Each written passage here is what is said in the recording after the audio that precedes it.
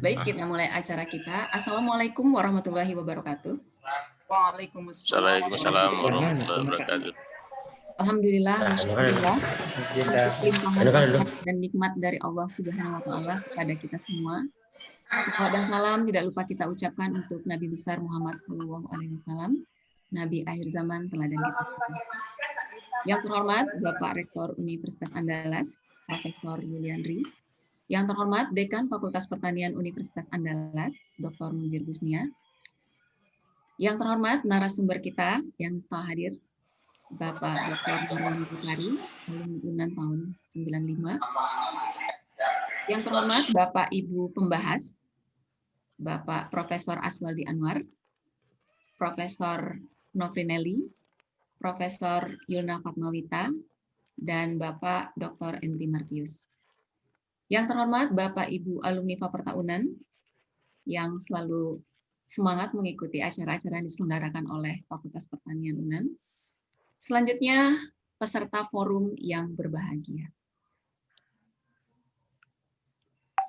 Pada hari ini kita masuki acara International Agriculture Forum yang kedua dalam rangka Disnatalis ke-66 Fakultas Pertanian Universitas Andalas.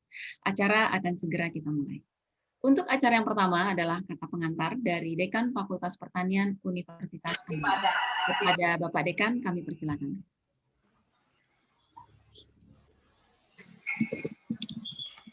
Assalamualaikum warahmatullahi wabarakatuh. Waalaikumsalam warahmatullahi wabarakatuh. Waalaikumsalam. Alhamdulillah, puji syukur kita panjatkan kepada Allah Subhanahu wa taala, Tuhan yang Maha Kuasa. Atas rahmatnya kita bisa hadir bersama-sama pada pagi hari ini dalam acara yang kita beri nama International Agriculture Forum. Ini yang kedua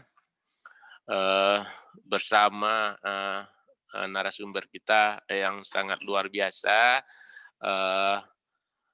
alumni kita, Saudara Dr. Marwan Diapari. Baiklah, sebelumnya yang terhormat, kalau Bapak apa juga kan saudara, ini saya sering menyapanya Adinda nih, Dinda Dr. Marwan Diapari. Terima kasih banyak hadir bersama kita pagi hari ini. Kalau di Kanada malam jam 11 malam katanya kan luar biasa ini. Kemudian yang saya hormati Bapak Ibu pimpinan Fakultas Pertanian Universitas Andalas, Ibu Wakil Dekan 1, Bapak Wakil Dekan 2 dan 3, Bapak Ibu Ketua Jurusan, Kaprodi, Sekretaris Jurusan, Bapak Ibu Guru Besar. Kita lihat di layar kita ini ada Pak Profesor Musliar Kasim bergabung bersama kita pada pagi hari ini. Terima kasih Pak Mus. Kemudian Bapak Ibu pembahas, Bapak Profesor Aswaldi Anwar, Ibu Profesor Nofrinelli, Ibu Profesor Yulna Fatmawita, Bapak Endri Martius, dan Bapak Ibu semua yang hadir bersama-sama dalam webinar kita pada pagi hari ini. Khususnya yang sangat kita banggakan narasumber kita, alumni kita, Bapak Dr. Marwan Diapari.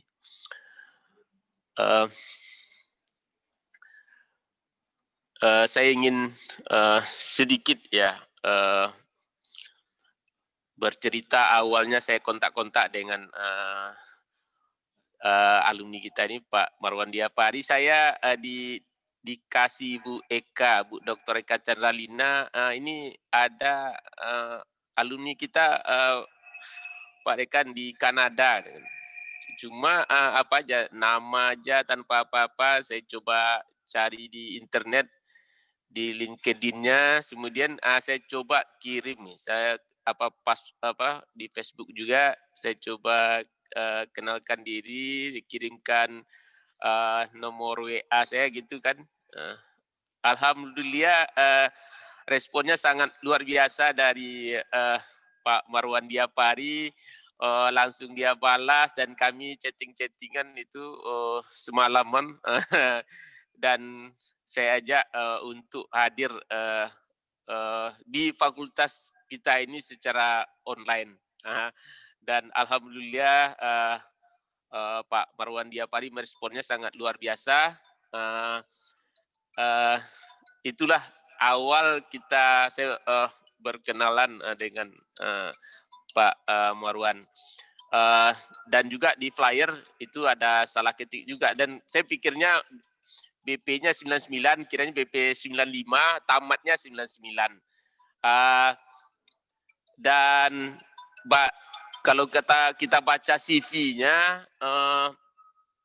sangat luar biasa ini perjalanan alumni kita ini, Pak Marwan, mulai dari habis tamat, kita lihat sampai ke BPTP juga, itu kan ya, sampai ke S2 dan S3-nya di Italia, kemudian sampai ke Kanada. Saya kira ini sangat menginspirasi kita bagaimana perjalanan beliau. Tidak hanya ilmunya gitu kan ya, ilmunya juga sangat spesifik gitu kan ya. Saya bionomik, saya share juga di internet dulu apa ini kaitannya dengan bionomik dan juga latek khususnya ya.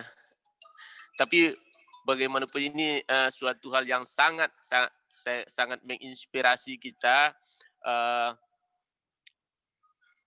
Mudah-mudahan beliau bisa berbagi ilmu bagaimana perjalanan, tidak hanya ilmunya tapi juga perjalanan kisah beliau untuk berbagi bersama kita. Dan tentu saja ini akan menginspirasi mahasiswa kita, dan ini juga nanti akan kita letakkan di YouTube kita, YouTube Fakultas Pertanian TV. Mudah-mudahan ini akan ditonton oleh mahasiswa kita, sehingga ini akan menginspirasi dan memberi semangat khususnya kepada mahasiswa kita. Jadi itu sedikit awal cerita bagaimana kita bisa berkontak-kontak dan menghadirkan Bapak Marwan Diapari bersama kita pada pagi hari ini. Oleh karena itu, saya mengucapkan terima kasih atas kesediaan Pak Marwan, walaupun hanya secara online bisa hadir di fakultas kita pada pagi hari ini. Terima kasih pada Bapak Ibu pembahas yang telah hadir. Ada Pak Profesor Asbardi, Bapak Dr. Henry, Ibu Yulna Fadwanita, dan Ibu Profesor Nofrinelli, dan juga Bapak Ibu semua. Dan juga kegiatan kita ini merupakan rangkaian dari kegiatan Dies Natalis Fakultas Pertanian Universitas Andalas yang ke-66, tepatnya nanti acara puncaknya 30 November 2020 hari Senin. Saya kira itu sedikit sambutan dari saya, dan mudah-mudahan ini bisa memberi nilai positif kepada Fakultas Pertanian Universitas Andalas. Terima kasih juga kepada Bu Eka yang mulai menginisiasi dan menjadi moderator kita pada pagi hari ini. Kita buka bersama-sama kegiatan kita ini dengan membacakan basmalah. Bismillahirrahmanirrahim. Bismillahirrahmanirrahim. Demikian saja, wabillahi taufik wal hidayah. Assalamualaikum warahmatullahi wabarakatuh. Waalaikumsalam warahmatullahi wabarakatuh. Baik, terima kasih Pak Dekan untuk sambutan sekaligus membuka acara kita. Berarti untuk sambutan dari Pak Rektor tidak jadi ya Pak? Kita bisa lanjutkan saja ke acara inti. Bapak Ibu telah hadir bersama kita, narasumber yang tadi juga telah banyak sekali diperkenalkan oleh Pak Dekan, telah hadir bersama kita pada hari ini, dan kita akan langsung memasuki acara inti. Tapi sebelumnya saya akan membacakan terlebih dahulu CV dari beliau. Beliau adalah alumni Fakultas Pertanian Universitas Andalas, tadi sudah disebutkan oleh Pak Dekan, angkatan 95 dan lulus tahun 99. Kemudian S3 diselesaikan di Italia, dan beliau juga memiliki pengalaman yang sangat luar biasa di bidang genetik dan juga genomik. Dan dari seluruh yang telah disampaikan oleh Pak Dekan tadi, saya menyampaikan yang belum saja. Beliau adalah co-founder dan juga CEO Pleo Genomic yang berbasis di Kanada, di London, Kanada. Dan beliau memiliki 10 tahun pengalaman di bidang genetik dan genomik di dunia pendidikan dan juga industri. Nah, nanti kita juga berharap Pak Marwan akan sharing kepada kita tidak hanya sekedar dari sisi akademiknya, tetapi juga dari sisi industrinya.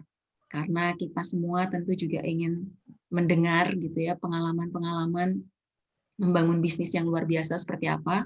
Jadi UNAN itu menuju PTNBH Pak Marwan, kami nanti akan diharuskan untuk mencari sumber ya pendanaan sendiri, dan tentu saja hal-hal seperti ini akan menjadi peluang bagi kita untuk membangun startup ya, membangun startup, kemudian membangun bisnis yang berbasis riset. Dan beliau membuka kerjasama seluas-luasnya dan juga kolaborasi untuk riset dan terkait dengan bidang yang beliau tekuni selama ini. Dan tidak memperpanjang waktu, kami persilahkan kepada Bapak. Silakan Pak.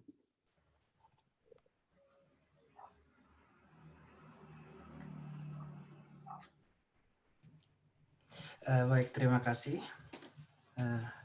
Assalamualaikum warahmatullahi wabarakatuh. Waalaikumsalam warahmatullahi wabarakatuh. Alhamdulillahirabbil alamin wassalatu wassalamu ala rasulillahil ajmain. Rabbi shrah li sadri wa yassir li amri wahlul 'uqdatam min lisani yafqahu qawli.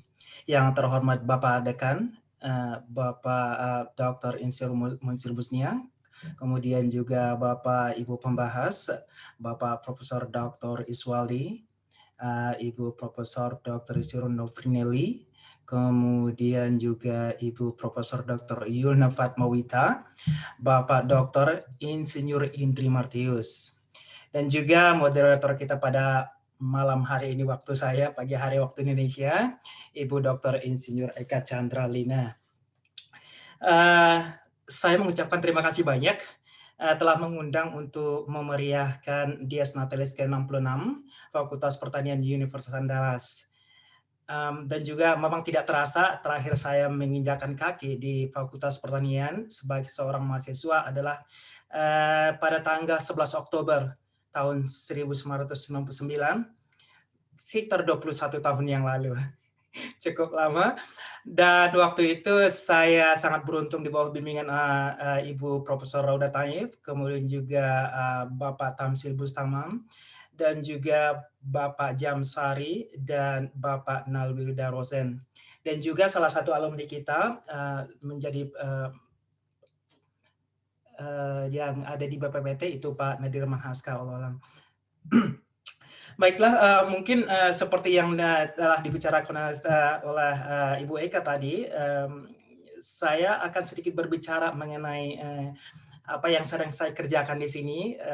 Memang betul apa tadi kata Bapak Munsir, perjalanan komunikasi antara saya dan Pak Munsir, kemudian bagaimana bisa beliau sampai mengundang saya untuk memberikan memeriahkan Dies Natalis ini.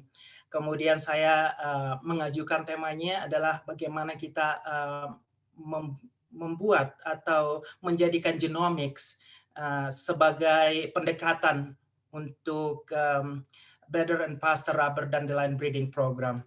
seperti yang saya inikan di sini, untuk malam hari ini insya Allah kita akan berbicara mengenai dandelion. Mungkin Bapak Ibu belum tahu atau bagaimana dengan dandelion. Saya cantumkan gambar di sekitar sini. Kalau kelihatan di sini.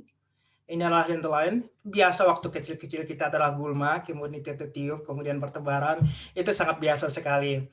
Nah, dandelion yang akan saya bacakan di sini agak sedikit berbeda dengan apa yang telah kita ketahui selama ini. Di mana rubber dandelion atau dandelion karet ditemukan di pegunungan Tian Shan di Kazakhstan pada tahun 1931. Nah, ketika itu Uni Soviet mengirimkan ekspedisi yang ditujukan untuk menemukan sumber domestik karet alam atau natural rubber. Kenapa demikian? Karena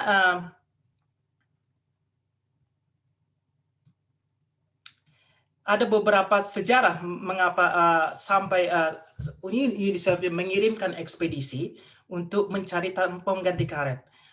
Jadi tanaman yang dengan cepat dikenal sebagai tanaman yang menjanjikan produksi karet dan upaya besar untuk membudidayakannya dandelion ini dimulai tahun 1935.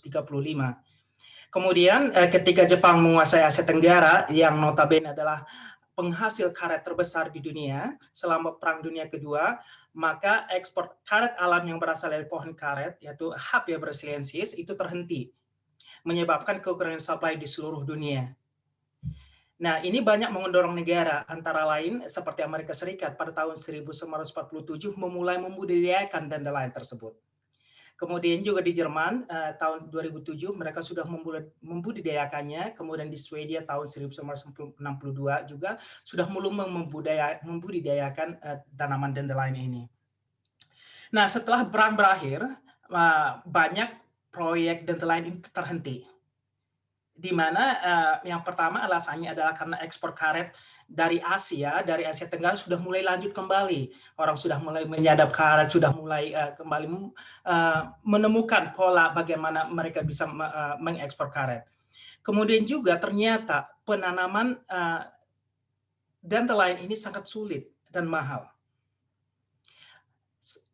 Salah satunya yang menyebabkannya adalah perkecambahan atau pertumbuhan bibit yang lemah. Viability-nya sangat rendah sekali, dan juga tingkat serangan gulma yang sangat tinggi. Seperti di Amerika Serikat, mereka mengatakan bahwa biaya terbesar dari pembudidayaan ini adalah gulma. Nah, sekarang kalau kita berbicara masalah yield, masalah produksi, hasil karet ini tidak terlalu tinggi sebenarnya. Itu hanya 200 kg per hektar. Kalau dibandingkan dengan tanaman karet itu 3 ton per hektar. Jadi sangat bedanya jauh sekali. Dan juga di Amerika Serikat sendiri itu hanya 110 kg.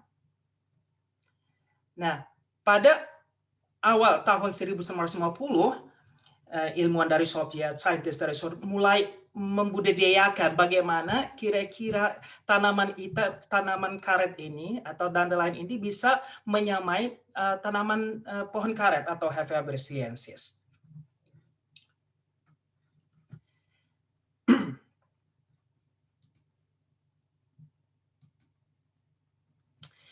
Jadi sebenarnya memang ada peluang untuk mengembangkan tanaman ini. Pertama, sebenarnya puluhan ribu orang bergantung pada karet alam sebagai pendapatan utama, terutama di Asia Tenggara, kemudian juga di Brasil dan lain sebagainya. Selain itu juga jutaan orang di negara konsumen menggunakan produk ini untuk kehidupan sehari-hari. Nah, terkait dengan perkembangan ini, minat terhadap dandelion semakin meningkat karena permintaan yang tinggi terhadap karet alam. Dan juga itu banyak juga yang seperti saya cantumkan di sini, banyak juga yang alergi terhadap sarung tangan dan lain sebagainya yang berasal dari bahan baku Hapea brasiliensis. Jadi itu mendorong bagaimana peningkatan dari dandelion tersebut. Dan salah satu lagi adalah kerentanan HPA terhadap root rot, penyakit root rot. Lalu kita kemudian berpikir apakah memang sedemikian mudah bisa mengalihkan produksi karet dari Hafer brasiliensis ke dandelion sendiri. Nah, untuk itulah makanya para saintis berlomba, saya akan berlomba untuk membuat, menciptakan varietas yang bisa sejajar dengan pohon karet. Salah satu contohnya adalah Michelin, perusahaan karet ban, itu mereka mulai mengarahkan karet dari dandelion daripada pohon karet itu sendiri. Kemudian juga Bridgestone, kemudian juga Continental. Semuanya adalah perusahaan karet yang berusaha mengalihkan sumber karet mereka dari Hevea brasiliensis dan juga sumber karet dari sintetik yang berasal dari fosil. Berita terakhir itu Tokyo Continental Tire Company itu menginvestasikan 39 juta US dollar di angklan Jerman untuk memproduksi dandelion tersebut.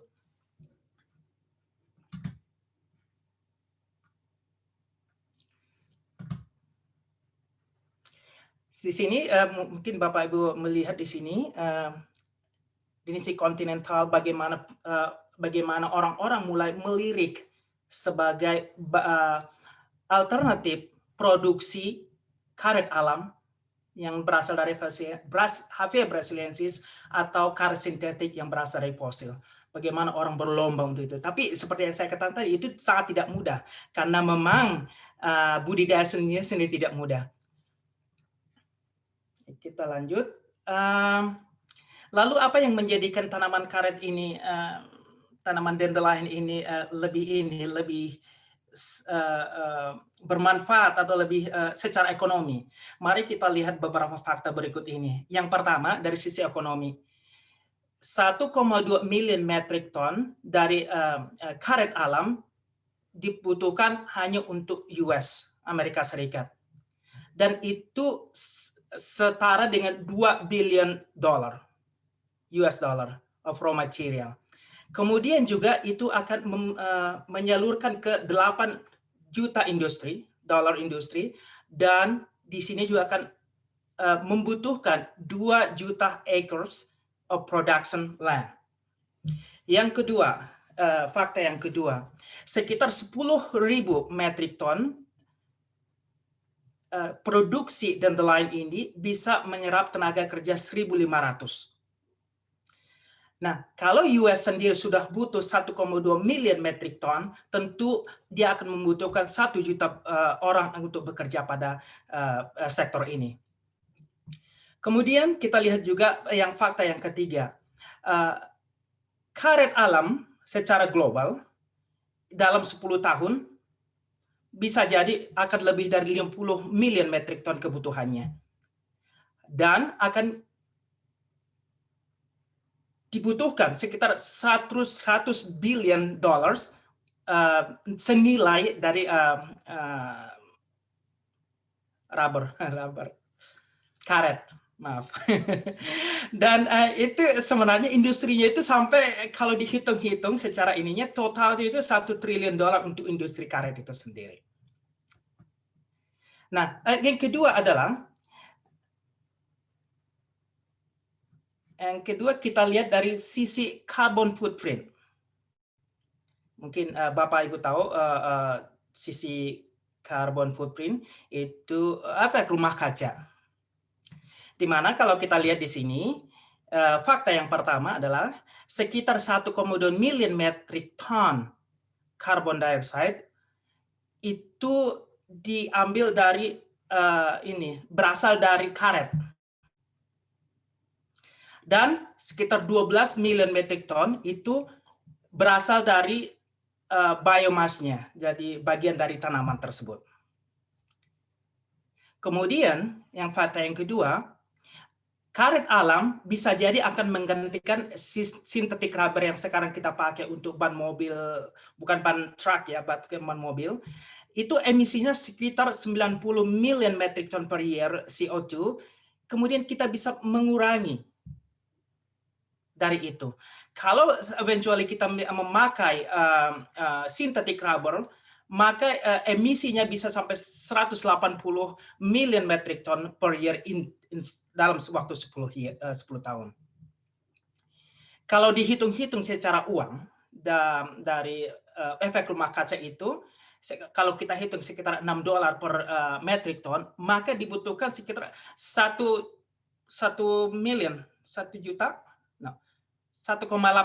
billion dollar dibutuhkan untuk menetralisir dari CO2 carbon dioxide yang dihasilkan dari synthetic rubber tersebut.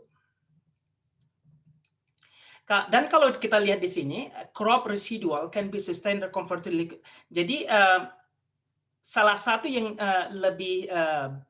lebih utama di sini, bukan lebih utama, keuntungan lain daripada tanaman ini adalah residunya kita bisa pakai. Di sini dandelion dimakan sebagai green vegetables, jadi kita makan bersama ini. Kemudian juga akarnya bisa digunakan untuk yang lainnya. Hampir semua itu bisa dipakai. Baik, jadi kalau dari sisi carbon footprint kita bisa melihat dari segi lingkungannya, dan ternyata memang dandelion itu lebih ramah kepada lingkungan dibanding menanam pohon karet atau membuat karet sintetik yang berasal dari berbahan asap fosil. Mungkin seperti Bapak dan Ibu ketahui, Kanada adalah salah satu di antara beberapa negara yang mengutamakan teknologi hijau atau boleh dikatakan Green Revolution. Sangat banyak sekali anggaran yang disalurkan untuk menyelamatkan global warming. Kemudian juga beralih kepada renewable energy daripada kita memakai energi dari fosil. Salah satu contoh yang mungkin yang jelas di luaran adalah masyarakat yang membeli mobil listrik akan diberi insentif biasanya dibanding dengan masyarakat yang membeli mobil yang berbahan bakar bensin atau solar. Nah, selain itu juga atensi orang kepada dandelion ini adalah yang pertama karena faktanya alergi terhadap kare yang berasal dari HVA yang untuk medical supplies. Biasanya kalau kita di lab selalu memakai sarung tangan dan biasanya berasal dari karet. Tapi saya sendiri melihat ada orang alergi terhadap karet tersebut. Sehingga kita harus membelikan khusus buat dia yang non-karet. Yang berasal dari khusus untuk karena alergi. Kemudian juga shortcoming karena terbatasnya HVA brasiliensis. Karena kita ketahui juga banyaknya konversi lahan dari HVA brasiliensis ke arah oil palm. Sekarang ini. Jadi banyak kemungkinan besar akan terjadi kekurangan supply. Kemudian juga ada leaf blight, penyakit leaf blight itu di South America. Kemudian labor cost-nya, kalau kita lihat labor cost kita bandingkan dengan dandelion dengan karet alam itu sangat jauh berbeda. Kemudian salah satu lagi yang menarik perhatian di sini adalah inulin. Mungkin inulin adalah salah satu metabolit sekunder yang dihasilkan dari akar dandelion.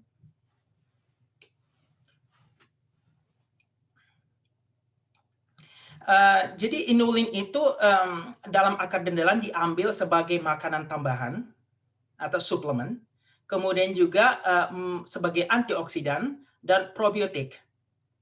Jadi kombinasi ini sangat diminati ternyata. Jadi sehingga banyak sekali orang di sini kalau saya lihat itu di supermarket banyak sekali dandelion, daun dandelion yang dijual. Walau alam di kita saya belum pernah makan dandelion kalau di Jakarta. Jadi itu menyebabkan orang makin banyak perhatian terhadap dandelion tersebut. Kemudian, nah kalau di sini kita sudah berbicara banyak mengenai dandelion. Jadi apa sih keuntungannya dengan membudidayakan dandelion ini?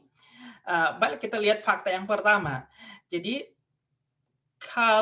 setiap hari mungkin 40.000 item, 40.000 produk yang kita pakai itu berbahan yang sehari-hari itu berbahan dasar karet. Rubber dandelion di sini TKS itu memproduksi 15-40% dry matter. Jadi dari sekitar 15-40% dari akar biomasnya kita bisa memproduksi dari latex tersebut untuk latex tersebut. Kemudian juga growth condition, jadi penanamannya tidak terlalu bermasalah, itu bisa hidup sepertinya di mana saja karena biasanya kita kategorikan sebagai gulma di sini kan. Cuman begitu kita tanam itu saja, gulma yang lain malah muncul, jadi agak susah kalau mono apa namanya itu satu tanaman sendiri atau sendiri. Jadi di sini yang kita ambil adalah dry wood 40% dry wood, biopolymer cis 1,4 polyisoprene. Dan juga di sini ada juga mengandung 1% substans properti sepertinya inulin yang saya bicarakan tadi. Di sini saya ambil dari artikel setelah ini, saya akan lanjut. Ada artikel dan ini adalah tanaman TKS, Taraxacum atau dandelion atau natural rubber. Jadi di sini ini karetnya berasal dari sini. Kalau kita lihat di akarnya itu kita bisa tarik, kemudian dia bisa akan memproduksi lascivier. Kemudian itu yang kita olah menjadi karet. Tanaman ini sebenarnya kalau kita lihat lebih cenderung, kalau yang saya dapatkan sekarang ini, saya akan kasih contoh di sini.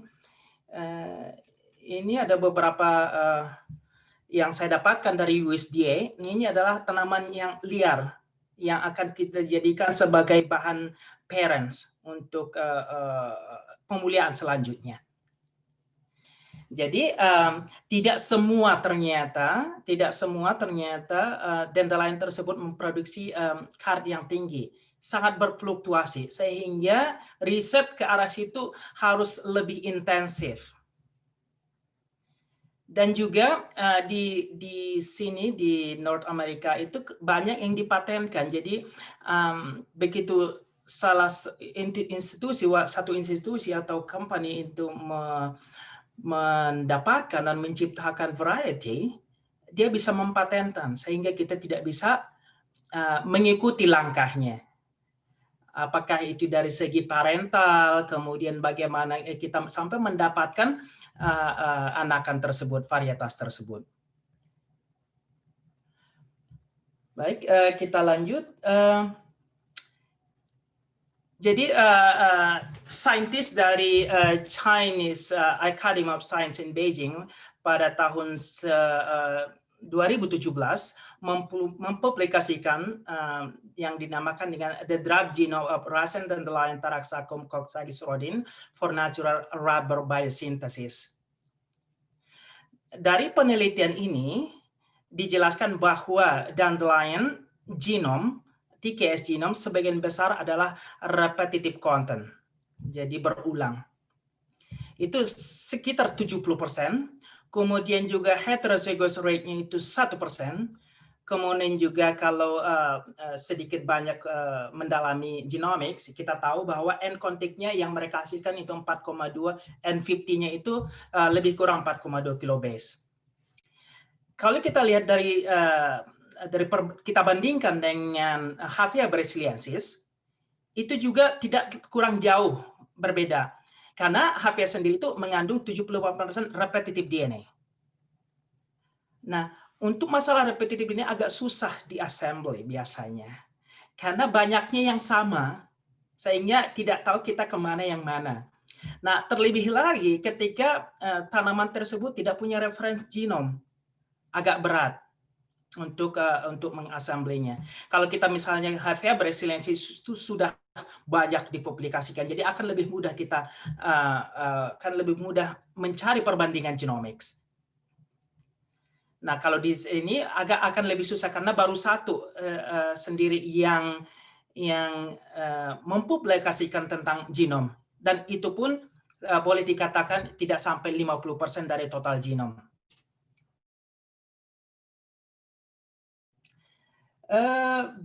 Kemudian ternyata dari kalau saya katakan tadi 2017 itu yang genomnya, pada tahun 2014 itu sudah ada beberapa artikel yang menyatakan bahwa adanya rubber transferase activator yang dipublish di jurnal Nature pada tahun 2014, di mana bahwa karet pada dasarnya adalah polycis 1,4-isoprene yang disintesis oleh cis prenyl transferase atau CPT yang dikenal dengan latissifer. Dan ternyata ini juga ditemukan pada tahun 2017 tadi yang di sini. Mereka bisa menemukan sama, sehingga jelas sudah bahwasanya gene ini memang ada di dandelion itu sendiri. Kemudian juga kalau kita lihat di sini ada skemanya di sini. Ini adalah getah karet yang kita dapatkan di bagian tengah dari akar tersebut. Jadi di sini dijelaskan bahwa Taraxacum rubber transferase activator atau TBRTA itu bisa mengaktifkan produksi karet yang ada pada akar tersebut. Dan juga ditemukan bahwa TBRTA itu teralokasi pada membran reticulum endoplasma yang mendukung model biogenesis, di mana TBRTA tersebut itu sebagai protein pengikat CPT, kita lihat di CPT di sini, yang diperlukan untuk pembentukan kompleks rubber transferase yang berinteraksi dengan CPT. Mungkin agak sedikit berat ya kalau sampai situ, tapi nggak masalah. Kemudian juga kita berikutnya ada namanya rubber transferase activator RTA. Itu saintis dari Jerman. Selain itu, saintis dari Jerman mengidentifikasi bahwa ada di sini ada pathway yang berperan. Kalau kita lihat di sini pathway-nya, ini adalah pathway bagaimana dia memproduksi latex. Jadi di sini ada, kalau kita lihat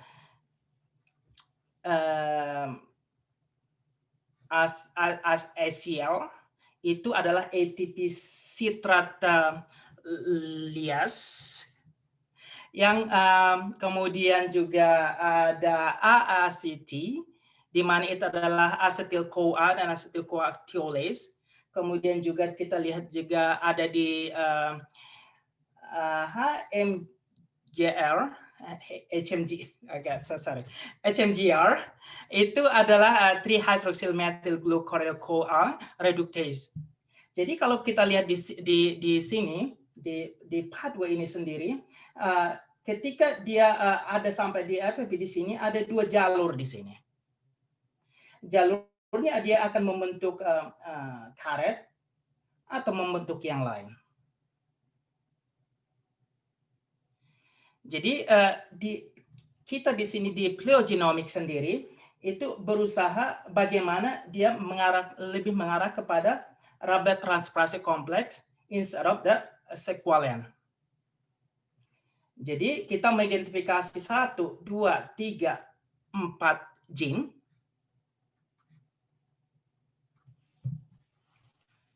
Itu yang pertama adalah rubber transfer activator, kemudian fructan 1 exohydrolase, kemudian ACL, AACT, HMGR. Nah, lalu kalau udah sampai sini, bagaimana kita bisa kalau biar semuanya bisa menghasilkan karet, kita tentu harus silencing, ada scene silencing di sini. Kita akan silence gene ini sehingga dia tidak memproduksi dan sterol dan lain sebagainya. Kemudian kita akan mengoverexpress yang rubber transferase sehingga dia lebih menghasilkan karet. Jadi Bapak Ibu sekalian, tanaman dandelion tersebut bukanlah satu tanaman yang sangat ideal untuk menggantikan pohon karet. Tetapi dengan bagaimana kita memodifikasi, bagaimana kita memuliakan tanaman tersebut, kita akan suatu saat nanti akan bisa sampai ke sana. Karena kita sudah tahu pathway-nya dan juga kita sudah tahu bagaimana kita bisa mengoverexpress satu gene kemudian men-silence gene yang lain.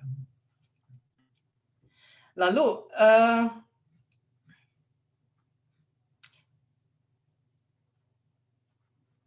di sini yang kita kerjakan di sini, yang kita kerjakan di sini adalah 5 candidate genes seperti yang di sini. Rubber transferase activator Purukta1 exohydrolase, ACL, ACST, NGM. Kemudian kita juga akan silencing dan SQA di sini. SQA. Jadi program kita selanjutnya ternyata apa? Yang pertama adalah kita sudah mendevelop populasi dari 30 wild type, jadi varietas liar dari tanaman karet tersebut yang kita koleksi dari USDA, yang kita kerjasama dengan mereka sehingga bisa mereka bisa mengirimkan bibitnya ke sini, kemudian kita tanamkan sehingga kita bisa menghasilkan varietas sendiri. Seperti yang saya jelaskan tadi, kita tidak bisa memakai varietas orang karena biasanya itu paten kan. Dan akan sangat susah sekali kalau kita memakai satu varietas yang sama. Jadi masing-masing di sini itu company-nya itu memiliki populasi sendiri dan mendesain bagaimana selanjutnya dia bisa mempatenkan varietas sendiri. Apa yang telah kami kerjakan dan apa yang sedang kami kerjakan saat ini adalah yang pertama, seperti katakan tadi, kita sudah membuat populasi 30 rubber dandelion. Kemudian juga kita sudah mengirimkan dari 30 tersebut ke sequencing untuk sequence. Jadi kita akan dapatkan 30 genom dari PacBio. Kemudian juga kita telah mendevelop itu genome assembly pipeline, sehingga di genome pipeline assembly ini itu adalah proprietary di company kita. Jadi biasanya kita hanya memasukkan data, itu akan jalan dengan sendirinya. Kita memakai teknologi cloud, kemudian juga kita memakai server sendiri. Dan juga kita telah membuat funding proposal kepada federal government. Namun kita sudah seharus mendapat dana pada awal tahun kemarin, tapi setelah itu banyak kejadian-kejadian sehingga orang tidak, itu kejadian ini terus disampingkan dulu. Kemudian juga kedepannya kita akan melihat bagaimana men-expand company kita, apakah itu collaboration, apakah itu riset dan lain sebagainya. Kemudian ini adalah logo company kita. Plio Genomics, asal katanya adalah plenty of genomics. Plenty of genomics di mana kita akan mengerjakan banyak sekali masalah genomics. Plenty of them. Dan juga asal katanya lah, salam artinya lah we do more. Baiklah, mungkin itu akhir dari satu lagi mungkin karena terkait dengan masalah breeding. Dari 30 varietas yang kita kumpulkan, kita akan melakukan molecular breeding approach melalui jalur genomic selection atau prediction, sehingga kita bisa mendeteksi sebenarnya yang mana aja yang mengandung gen yang kita inginkan. Itu belum kita lakukan di sini karena kita masih menunggu proposal, karena itu butuh dana yang sangat besar karena kita harus memakai greenhouse dan juga kita harus menanam di lapangan. Mungkin itu saja yang bisa saya sampaikan. Terima kasih kepada Bu Eka. Saya kembalikan. Baik, terima kasih Pak. Terima kasih Pak Marwan, tadi penyampaian yang luar biasa. Sebelum kita masuk ke yang serius kembali, ini ada pertanyaan iseng nih dari saya. Pak Marwan, bahasa Minang yang masih Pak Marwan ingat apa kira-kira? Banyak. Karena logat Bapak udah mulai ini ya, agak-agak sulit gitu ketika ini. Itu memang kalau bahasa kayak gitu ya Pak. Apa Pak yang teringat Pak? Banyak, karena waktu itu kan saya mau pakai bahasa Minang kan gitu. Bisa dicoba sedikit Pak, satu kata aja. Apa ya? Yang paling Bapak kangenin. 5 tahun di Padang kan? Iya. Iya.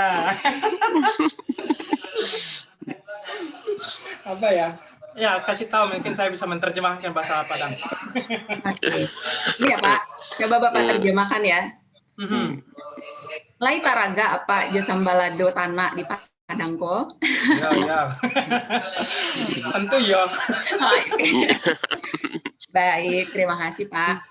Kita kembali lagi. Jadi tadi Pak Marwan sudah menyampaikan mengenai peluang tantangan terkait dengan Dandelion ini, di mana beberapa peluang yang ada itu adalah demand ya, kebutuhan, kemudian penyerapan tenaga kerja, profit yang kira-kira akan kita dapat, kemudian dari segi lingkungan, efeknya terhadap rumah kaca dan lain-lain, dan juga aspek keamanan untuk pengguna.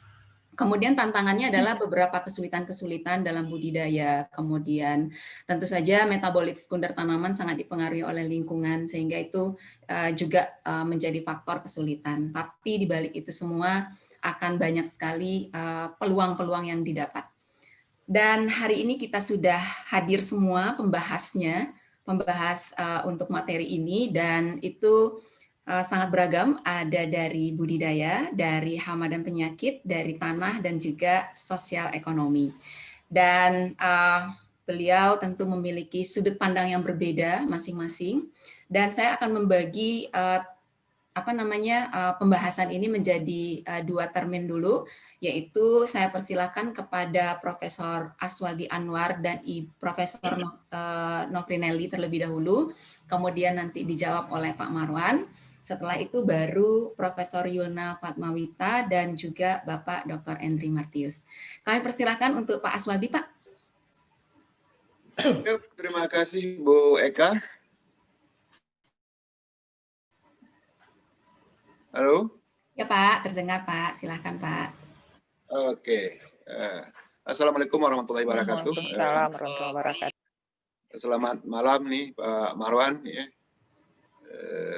Terakhir kita baru ketemu Marwan ini tahun 2000-an Bu Eka di Bogor ya. Beliau baru mulai melangkah ya. Pak Marwan masih ingat kita di Bogor tahun 2000-an. Ya, mudah-mudahan saya bangga sekali ya, setelah beberapa kali kita chat di WA sebelumnya.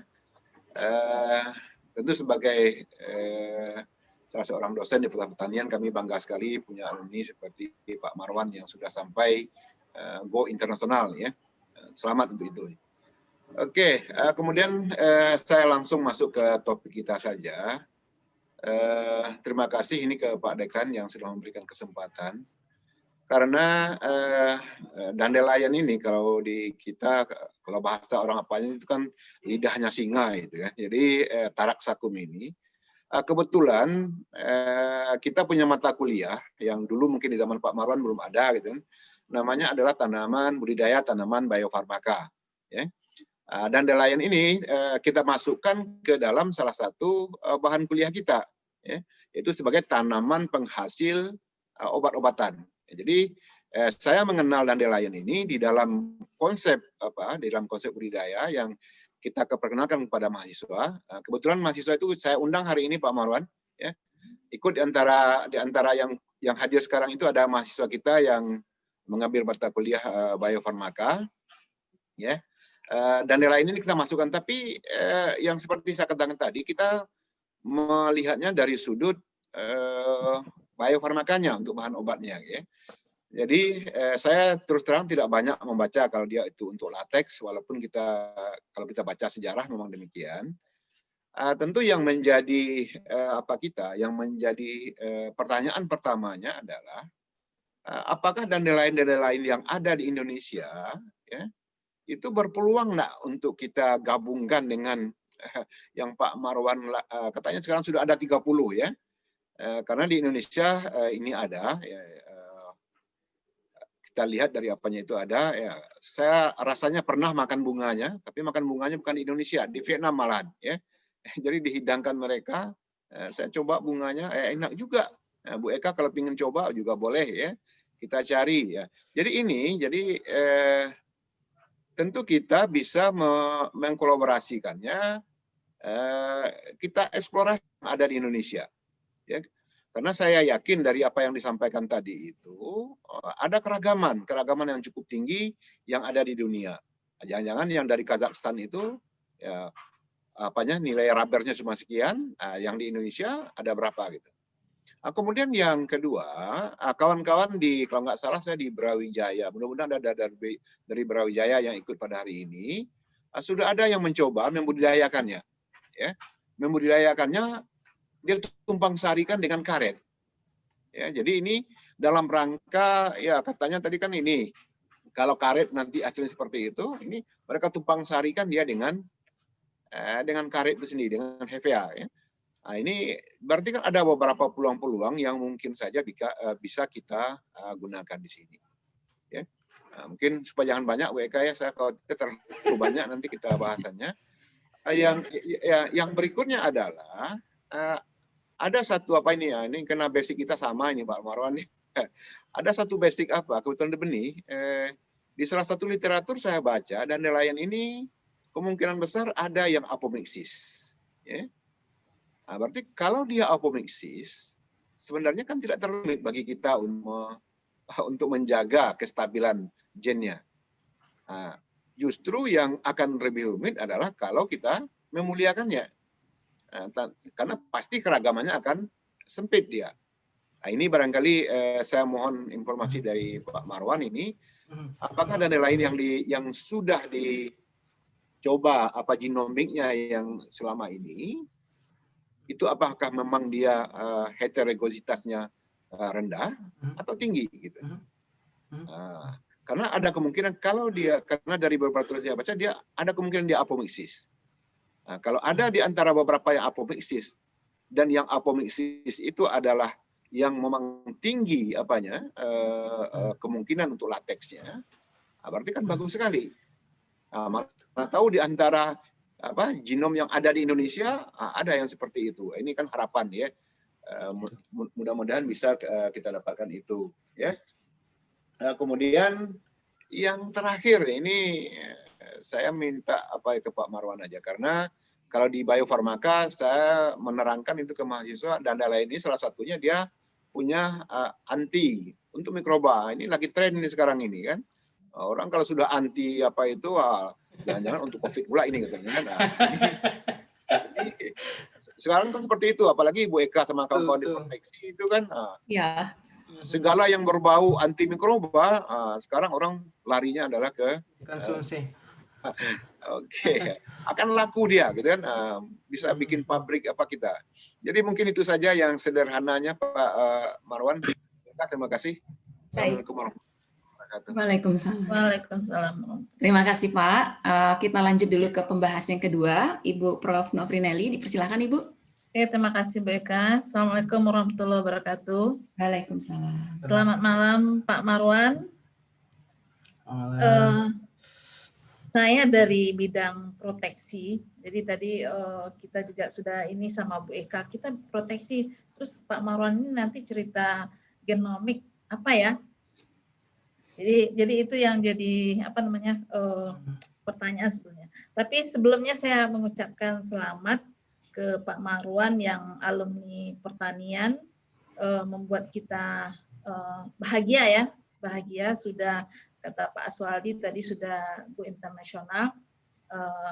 Jadi membahagiakan sekali Pak Marwan bisa bergabung di acara Dies ke-66 ini. Jadi sekali lagi selamat buat Pak Marwan. Kemudian Pak Marwan di sini membicarakan tentang dandelion. Saya kira mungkin karena Pak Marwan ini bidangnya adalah tentang paleogenomik. Saya kira mungkin tidak cuma dandelion yang akan juga yang akan dikerjakan di labnya ya. Mungkin juga genomik yang lain juga. Jadi saya ingin mendapatkan informasi nanti apa saja yang cuman untuk tanaman yang dikerjakan di labnya Pak Marwan atau juga bisa untuk yang lain. Tapi terkait dengan dandelion ini sama dengan Prof. Aswaldi tadi, saya kira di Indonesia belum ada orang mematenkan varietasnya ya Pak Aswaldi ya. Kalau katanya kalau di sana apapun yang ditemukan varietas itu sudah dipatenkan sehingga itu tidak bisa lagi untuk diteliti atau dikerjakan oleh yang lain. Tapi saya kira di Indonesia kan tidak ada.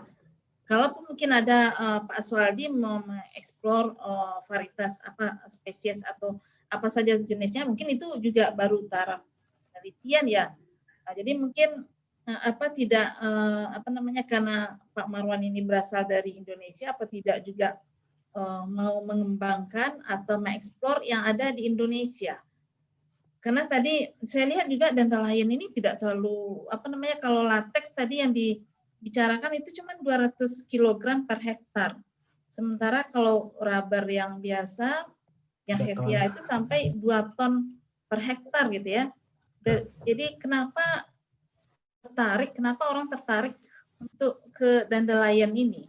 Jadi itu juga mungkin jadi pertanyaan bagi kita karena saya katakan tadi karena saya bukan orang pemuliaan seperti itu ya. Ini juga pertanyaannya tadi, apakah di labnya Pak Marwan ini juga mengerjakan untuk genomik yang lain? Bukan cuma untuk tanaman, oke tanaman iya mungkin. Tapi tanaman maksud saya mungkin begini, kan ada untuk di bidang proteksi ya, mungkin ada juga pekerjaan di labnya Pak Marwan itu untuk menggunakan gen-gen untuk pengendalian hama atau pengendalian terhadap penyakit. Karena mungkin kita ketahui ya, untuk serangga misalnya, itu kan juga bisa dirubah gen serangga itu, ya kalau yang sudah umum digunakan itu adalah dengan radiasi. Itu nanti merubah kromosom dari serangga itu. Tapi bagaimana seorang paleogenomics yang bisa tidak mengerjakan hal-hal seperti ini juga. Maksudnya di labnya Pak Marwan apa juga ada, atau mungkin juga mengerjakan tanaman-tanaman untuk transgenik yang lain yang hubungannya dengan proteksi tanaman. Oke, saya kira itu mungkin Bu Eka. Terima kasih Pak Marwan. Baik. Terima kasih Pak Aswaldi dan Ibu Nonon, Ibu Novrinelli. Silakan kepada Pak Marwan untuk ditanggapi, Pak. Baik. Jadi terima kasih ya Pak Aswaldi dan Bu Novri, maaf kalau salah. Jadi saya belum tahu apakah yang ada di Indonesia itu Taraxacum. Sebenarnya dia agak banyak ini. Ada Taraxacum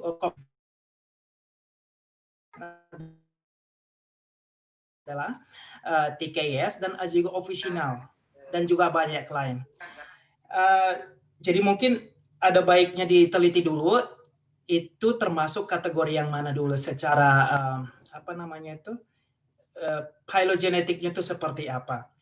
Dan mungkin kalau dari sisi penotipik mungkin dia akan penampakan mungkin akan tetap sama, tapi secara genetik bisa jadi berbeda. Jadi salah satu langkah yang kita bisa lakukan adalah bisa jadi membuat fingerprinting atau juga kita bisa sequence.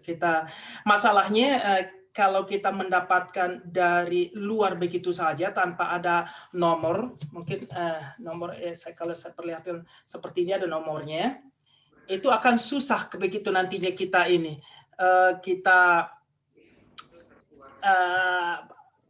kita apa namanya itu kita patenkan, karena kita tidak tahu induknya itu siapa, apa namanya. Itu akan susah sekali. Jadi mau tidak mau kita harus membuat fingerprint dulu. Itu tanaman tersebut itu sedekat apa dengan Taraxacum. Dan juga kita bisa mendeteksi bagaimana komposisi karetnya itu sendiri. Karet itu sendiri itu adalah kuantitatif trait, kan? Itu banyak sekali kan yang berpengaruh di situ sebenarnya. Namun dengan apa yang kita bicarakan di sini, kita ambil 5 dari itu untuk bisa mendeteksi yang mana kira-kira yang bisa menghasilkan lebih banyak yield produksi. Kemudian membudayakan dengan tumpang sari dengan pohon karet. Saya pikir itu sangat bagus sekali. Cuman kenapa saya gabungkan dengan Bu Novri? Kenapa saya tertarik dengan dandelion? Karena di sini tidak ada tanaman karet, tidak ada Hevea brasiliensis di Kanada. Yang ada adalah tanaman semusim. Begitu dia masuk winter, dia akan mati. Tidak mungkin kita akan menanam lagi. Sementara kita butuh akarnya itu terus-menerus dan supply-nya tidak akan mencukupi. Karena biasanya kalau kita sudah bicara masalah bisnis ke bisnis, itu akan lebih cenderung kepada kestabilan supply. Instead of berapa banyak yang kita biasakan per musim. Jadi ada tren sekarang itu namanya vertical farming, di mana kita dia ke atas bentuknya. Mungkin saya lihatkan di sini. Jadi ini adalah layoutnya kita, di mana ini adalah kentang kalau di sini, di mana kita bisa aeroponiknya di sini, kita bisa menghasilkan karetnya di sini. Kalau dilihat di sini, karet dari taraksa akar tersebut dia akan tumbuh lagi dalam waktu sirkulasinya sekitar 8 minggu. Dia akan tumbuh akar baru. Sehingga ini sangat penting sekali bagi kita. Kita tidak perlu menanam-nanam lagi karena kita panen hari ini, kemudian kita tunggu 8 minggu lagi kita panen lagi. Jadi terus-terusan kita mempunyai supply yang stabil. Kalau misalnya kita kerjakan dengan tumpang sari itu sah-sah aja, tapi kita harus mencabutnya, kan memotongnya, kemudian nanam lagi. Itu pekerjaan tidak mudah, dan juga heterozygotasitasnya itu seperti kata Pak Iswal katakan tadi, dia itu untuk Taraxacum adalah self incompatible. Self incompatible di sini adalah dia tidak bisa memproduksi diri sendiri. Dia harus membutuhkan serbuk sari dari tanaman lain. Untuk itu makanya dia selalu sangat beragam sekali.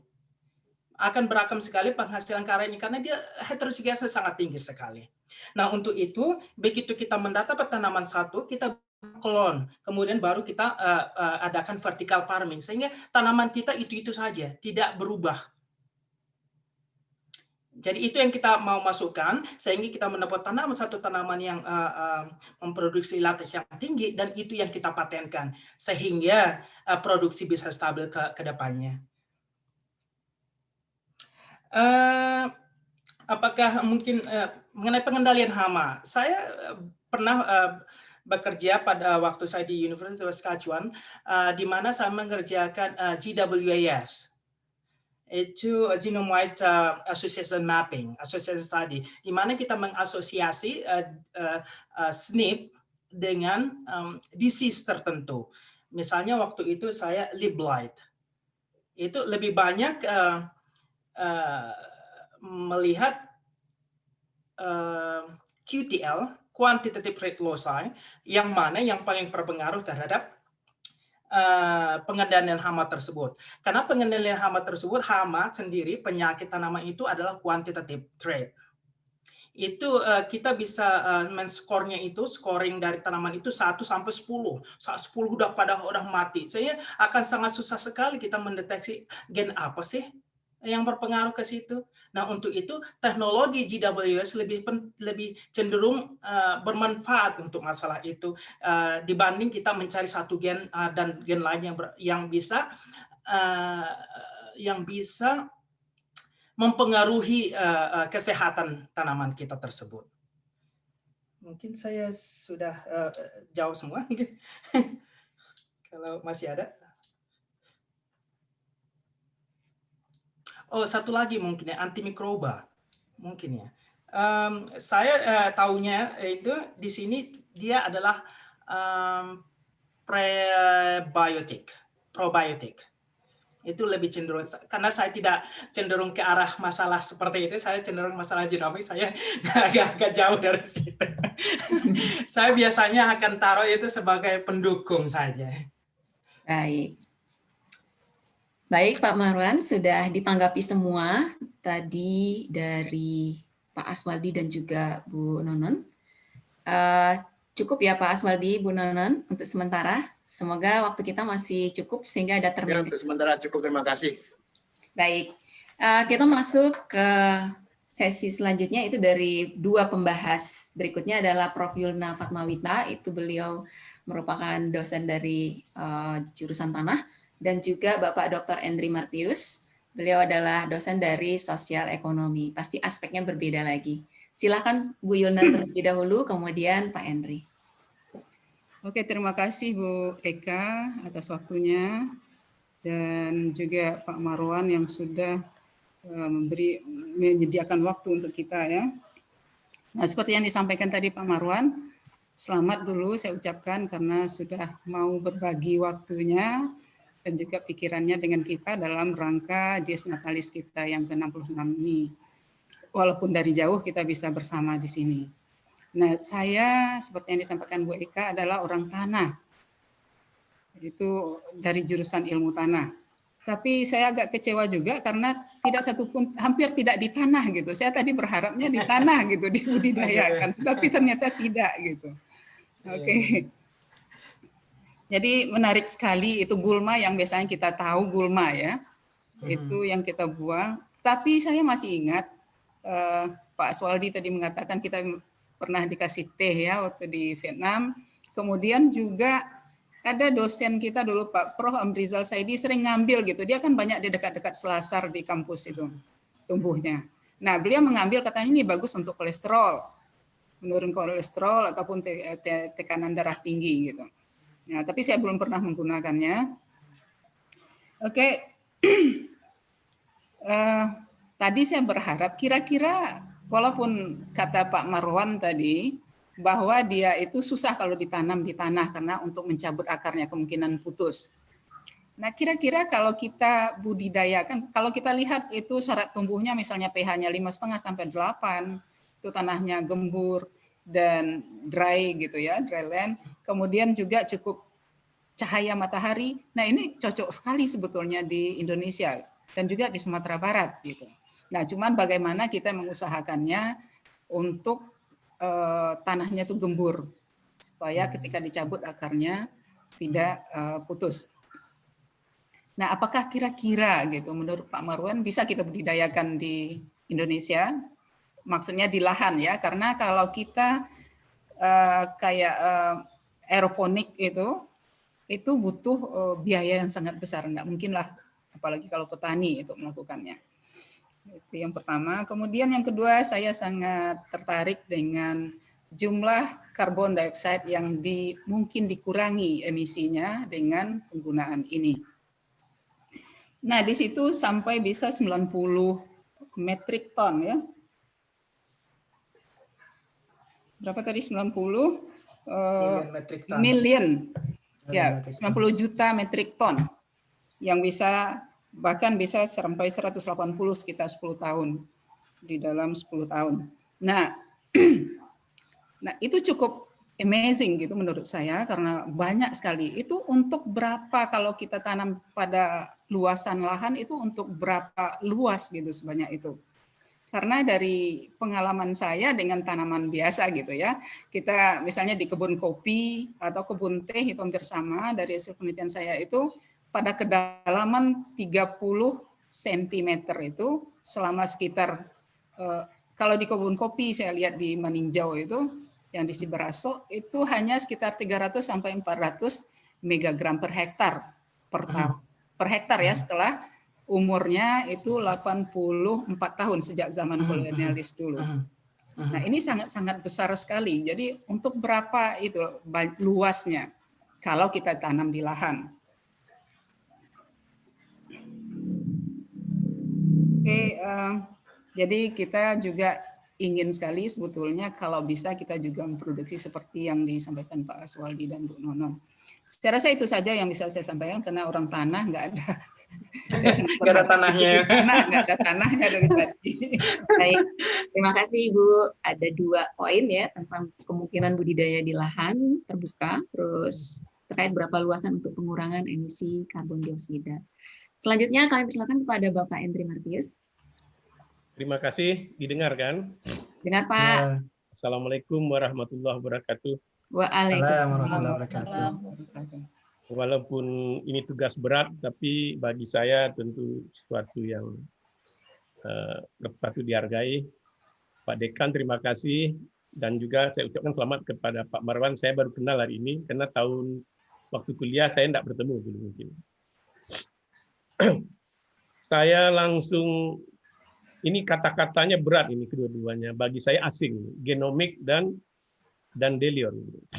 Tetapi pada saat saya mencoba mempelajari, mencoba mengenal genomik, yang terdengar berita terakhir ini, 6 bulan terakhir ini ada namanya Genomic Solidarity Indonesia. Dia membuat pabrik, gitu, membuat laboratorium yang katanya ingin mengotak-atik gitu, fungsional genomics dan metagenomics untuk mengatasi COVID gitu. Jadi bayangan saya ini sudah dimulaikan. Yang diolah itu adalah DNA dan protein katanya RNA. Wah, ini berat nih. Kemarin saya bilang kepada Dekan ini kok berat tugasnya kepada saya. Tapi terpaksa saya berimajinasi. Itu yang turun membuat labor itu adalah swasta. Gitu. Membuat industri semacam pabrik itu. Sudah 6 bulan. Jadi bagi saya dengan demikian saya kasih judul untuk membahas paper berat Pak Marwan ini. Mungkin ini yang dimaksud adalah genomic based Dandelion technology. Mungkin itu yang ditawarkan kepada kita. Jadi ini adalah high end precision technology yang berhubungan dengan breeding atau dengan pemuliaan dan segalanya gitu. Dengan demikian langsung imajinasi itu membawa saya kepada pikiran seorang sosial ekonomi. Kalau high and precision technology berarti ada persoalan-persoalan yang perlu kita perhatikan di situ dari aspek teknologinya. Pertama tentu dari aspek teknoware-nya gitu, yaitu hardware. Bagaimana perangkat-perangkat keras yang harus kita siapkan atau siapapun mengerjakan perlu peduli tentang hardware, software dan brainware. Jadi yang kedua infoware. Ini yang sekarang yang dikembangkan oleh Genomic Solidarity itu mereka mencoba namanya bioinformatics gitu kan. Jadi mereka mengembangkan pharmacogenomics gitu kan. Jadi di situ kontrol terhadap informasi, reproduksi informasi dan segala. Jadi memang high and precision teknologi di situ.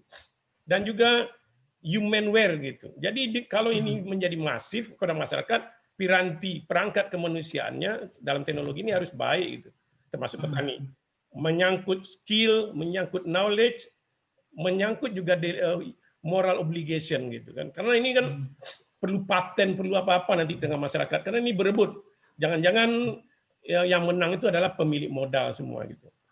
Yang terakhir tentu kelembagaan tentang orgaware, piranti keorganisasian.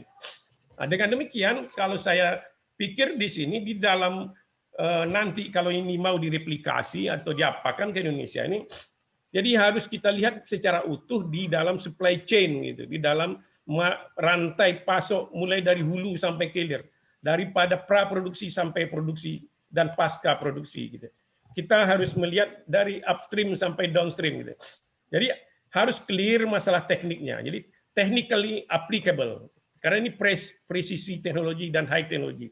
Sudah itu juga economic profitable gitu. Jadi secara ekonomik harus, karena ini bagi masyarakat ini mungkin tidak cocok. Kalau di Amerika atau di Rusia ataupun di Jerman ini bisa bagus karena high teknologi and precision teknologi nanti akan banyak yang digantikan. Jadi tenaga robot, artificial intelligence dan robotik itu akan mempengaruhi semuanya.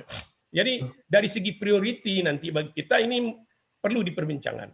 Dengan demikian tidak mudah bagi untuk ekonomi yang merakyat itu tidak mudah. Jadi kita harus berpikir mungkin mengejar pertumbuhan boleh. Kalau misalnya mesin untuk mendistribusikan harta, untuk mendistribusikan kekayaan Indonesia ini berjalan dengan baik, pemerintahnya memang pro rakyat, mungkin tidak apa-apa. Yang terakhir juga namanya ada dari teknik, ekonomi dan sosial. Jadi sosial acceptable. Jadi sosial harus acceptable. Apakah masyarakat kita ini mungkin kalau di Jepang dibawa ke Jepang mungkin mudah karena masyarakat Jepang langsung advokasinya oleh Perdana Menteri namanya Society 5.0. Jadi masyarakatnya itu sudah masyarakat yang dekat dengan puncak teknologi, dekat dengan yang namanya artificial intelligence, big data, robotik, teknologi, nanoteknologi dan segalanya. Dengan demikian saya menjadi menarik ini karena ini seperti kata Ibu Eka tadi peluang bagi kita sekaligus tetapi harus ada sebuah riset yang holistik untuk itu agar memang benar-benar ini menjadi bermanfaat bagi kita. Tapi tadi Pak Marwan memberi peluang katanya. Kalau sudah ada namanya tadi peta bagaimana mengotak-atik gen itu katanya mungkin kita bisa mencoba mengapa itu memodify Hafia brasiliensis ini Pak. Saya tidak tahu mungkin itu, karena saya bukan ahli gen. Gitu. Kalau ahli gen, mungkin ini tadi kan peluang itu yang katanya ilmunya yang penting kata Pak Marwan. Gitu. Karena ilmu gen ini penting, kan ilmu ini bisa direplikasi, bisa ditransfer. Gitu. Jadi otomatis sebenarnya kalau kita bisa menguasai gen, nah, seperti tadi sekarang tadi Pak Aswadi juga bilang katanya, bisa berpikir kita bisa berkelana sampai ke mengatasi COVID dan segalanya. Jadi menurut saya mungkin esensi yang kita ambil hari ini adalah peluang untuk mengotak-atik gen itu. Dengan demikian, saya rasa itu yang bisa saya nampak dari kacamata saya melihat. Dari luar melihatnya, tentu saja karena ini berat, saya tidak berani ke dalam, tapi melihat dari luar dan kemungkinan nanti efeknya keluar pula. Terima kasih. Assalamualaikum warahmatullahi wabarakatuh. Assalamualaikum warahmatullahi wabarakatuh. Terima kasih Prof. Yulna Fatmawita dan juga Bapak Dr. Endri Martius. Jadi tadi sudah ada dari Pak Endri Martius nih komplit lengkap ya, Pak. Mulai dari skill, knowledge, kemudian human sociality, technically applicable, profitable, dan social acceptable. Wow, kita selalu terpesona loh kalau Pak Endri ngomong. Iya, soalnya dulu sering berinteraksi pada saat kita bikin itu ya Pak, semacam pui pangan. Nah itu Pak, jadi Pak Endri tadi bilang karena lihat-lihat dari luar aja. Nah kalau lihat dari luar itu istilahnya kalau bahasa Minangnya mencogok Pak, mencogok saya. Mencogok ya. Itu ya, maklum bukan orang Minang. Silakan Pak Marwan ditanggapi. Baik, terima kasih Profesor Yulna dan Dr. Endri yang telah memberikan idenya. Saya pikir ya kalau memang perlu ditahan di lahan itu sebenarnya mungkin sekali. Tidak ada yang tidak mungkin kalau kita mau melakukannya. Cuman masalahnya seperti saya katakan tadi, kalau kita cuma ditanam di lapangan, kita akan butuh bibit terus-terusan. Itu akan susah sekali bagi kita. Kecuali mungkin begitu dipotong kita tanam lagi, itu akan susah sekali. Itu salah satu kendalanya. Yang kedua kendalanya adalah kalau kita harus mencabut kemudian menanam lagi, lah bagaimana kalau dia nggak tumbuh? Dia kan daya fertility-nya rendah, akan susah sekali. Jadi kalau saya pikir, ya Bu. Oh. Oke, jadi kalau saya pikir itu menanam di lahan mungkin bisa saja, mungkin teknologi seperti yang tadi Pak Endri, teknologi kerakyatan bisa jadi. Beberapa bulan yang lalu saya menjalin kerjasama dengan salah satu township, itu sebuah antara village dan city, ada namanya township, jadi nggak terlalu besar. Itu sekitar 80 di mana mereka sedang menggiatkan program startup untuk apapun. Jadi kita berusaha kerjasama dengan juga mendayakan masyarakat, terutama anak-anak SMA. Jadi apa yang kita coba kerjakan adalah kita membuat sebuah lemari. Rencananya kemarin itu kita membuat lemari, dan itu yang kita jadikan ini aeroponik kita.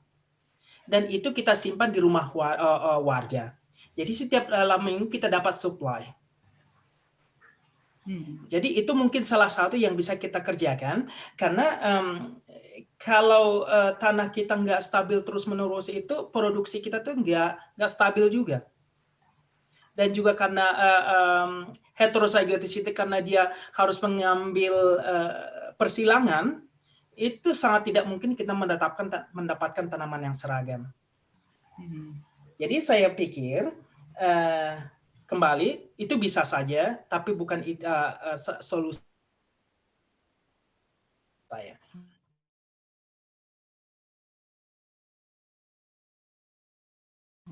Kemudian CO2 seberapa banyak itu? Kalau di sini saya bandingkan itu melalui Amerika Serikat self-sufficiency. Itu dari situ berdasarkan hitungan ini. Saya tidak terlalu paham banyak mengenai masalah hitungan-hitungan ini, karena ini saya dapatkan dari ininya mereka, websitenya mereka. Karena saya kebanyakan bergerak di bidang genomik, bagaimana mengassembly genomik, kemudian juga bagaimana melakukan molecular breeding. Saya terima ini sebagai masukan informasi bagi saya. Saya tidak menghitung seberapa jauh.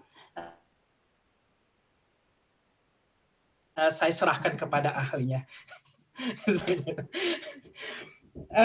Mungkin yang kedua adalah dari Dr. Andri, Masya Allah itu sangat beragam sekali. Tentunya memang kalau kita mau memasukkan sebuah pendekatan approach atau teknologi ke suatu daerah atau ke suatu tempat, itu membutuhkan pemikiran yang sangat dalam, membutuhkan solusi dan langkah-langkah. Mungkin masyarakat kita tidak tahu apa itu bioinformatics, apa itu hardware, apa itu tidak mungkin. Jadi mau tidak mau ini adalah antara institusi atau juga university yang bisa bekerja sama. Sehingga nanti dia bisa menghasilkan tanaman yang yang superior. Tanam tersebut sehingga kalau memang kita memasukkan ke petani bisa saja. Tapi kalau saya pikir kembali masalah tanaman karet dulu. Salah satu cerita kenapa tanaman karet harganya itu tidak terlalu bagus karena hasil tanaman kita adalah berasal dari produksi petani yang maksimum 2 hektar per petani, sehingga hasilnya sangat beragam. Untuk kualitas yang tinggi dibutuhkan keseragaman tersebut. Jadi kalau menurut Dr. Andri kita membutuhkan, ya memang jelas kita akan membutuhkan itu, kita membutuhkan langkah-langkah. Jadi kalau saya pikir itu akan lebih baik untuk sementara ini kita di institusi daripada ke masyarakat. Kalau kita sudah mendapatkan superior, kita bisa masuk ke masyarakat. Nah, masalahnya saya nggak tahu berapa booming itu waktu itu ada booming masalah jati, masalah booming masalah ini dulu. Itu boomingnya cuma sebentar, nggak terus-terusan. Kenapa? Karena produksinya itu tidak stabil, mungkin seperti itu. Jadi ada baiknya teknologi yang seperti ini lebih cenderung kepada apakah institusi atau university itu dibanding ke masyarakat. Saya pikir lebih cenderung ke arah situ.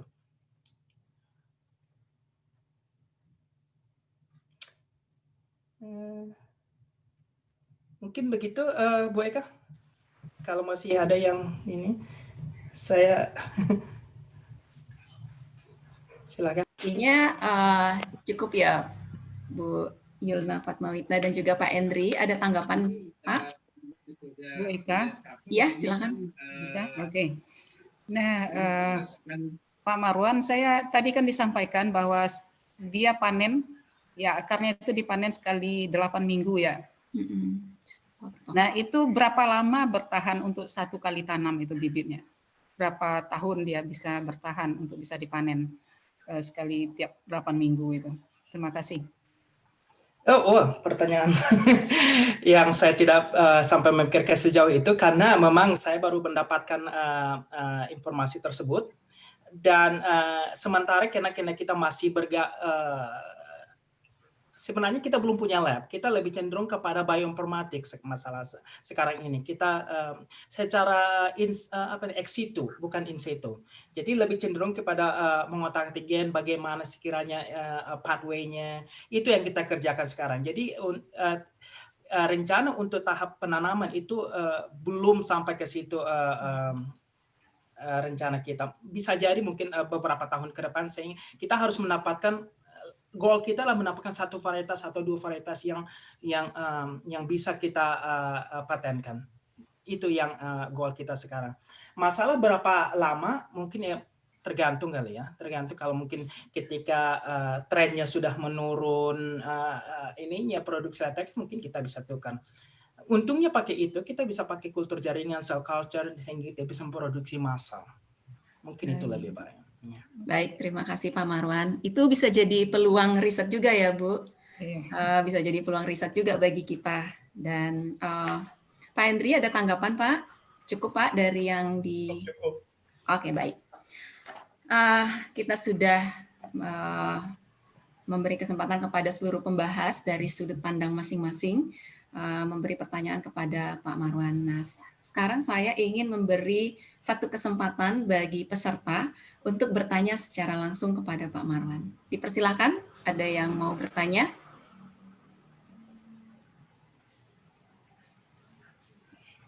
Dari peserta ada yang mau bertanya?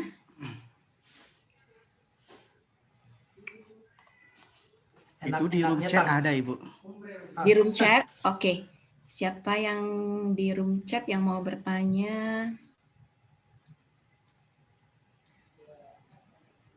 Silakan disampaikan, Ciko.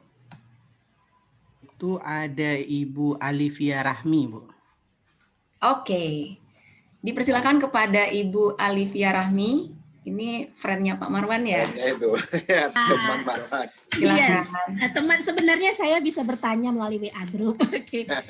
Tapi kalau dengan melalui forum ini adik-adik mahasiswa bisa belajar banyak. Baik, silakan Ibu. Assalamualaikum, Dek.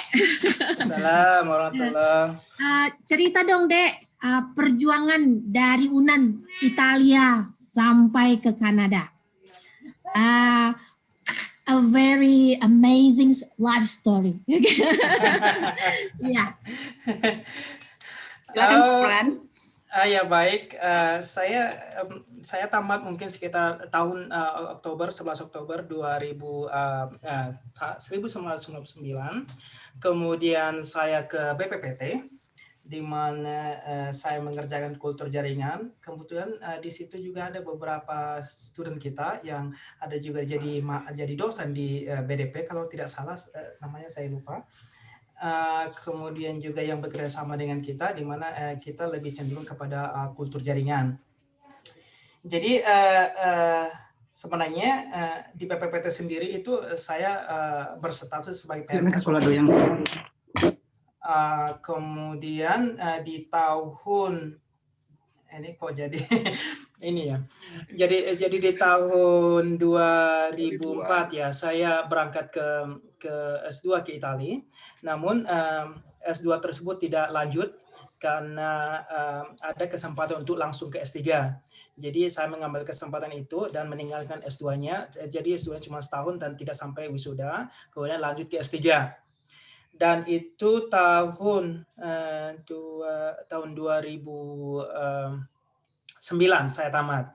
Kemudian tahun 2009 itu saya keterima di Universitas Saskatchewan, di mana Universitas Saskatchewan adalah produksi lumbung lumbung padi kan di sini.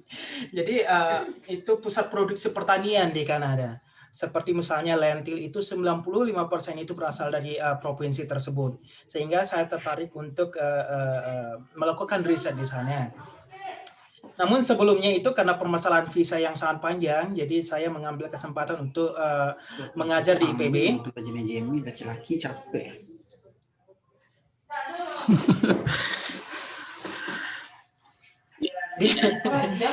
Limut Ciko. Silahkan dilanjutkan Pak. Jadi saya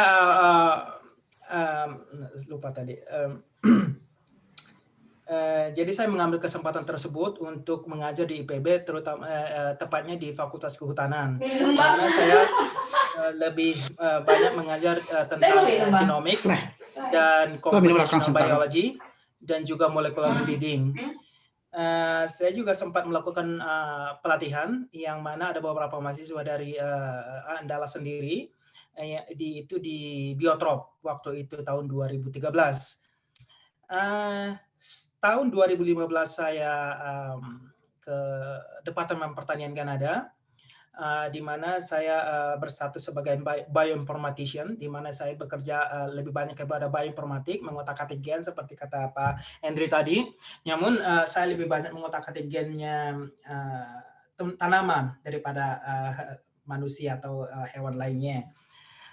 Dan juga saya mengerjakan population genetic, di mana lebih banyak kepada quantitative trait loci, yang tiap loci itu bisa berpengaruh kepada satu trait tertentu, misalnya apakah itu disease, apakah itu agronomic trait, jadi plant height dan lain sebagainya. Kemudian di tahun 2018 bersama teman-teman, kebetulan kita sangat beragam, satu dari keempatnya sudah menyelesaikan S3, itu satu dari Pakistan, satu dari China, dan satu lagi dari Ethiopia. Kita berempat berembuk untuk melakukan mendirikan perusahaan namanya Paleogenomics. Seperti dari saya katakan, paleogenomics itu berasal katanya plenty of genomics. Jadi kita mengerjakan banyak genomics. Jadi selain kita mengerjakan juga dandelion genomics, kita juga mengerjakan genom lainnya. Apakah itu common bean ataukah itu yang lain. Dan mengenai masalah COVID yang kemarin tadi, itu sebenarnya kalau ditinjau dari sisi ilmunya itu tidak terlalu jauh berbeda. Namun karena kita tidak punya kepentingan dan tidak punya resources, jadi kita tidak beralih ke human genome. Dan mungkin itu yang menyebabkan saya tetap tinggal di sini untuk bisa lebih mendalami ilmu ini. Siapa tahu bisa suatu hari nanti kembali ke Ibu Pertiwi. Mungkin begitu. Kurang lebih. Baik. Terima kasih Pak Marwan untuk pengalaman yang luar biasa yang sudah di-share kepada kita semua.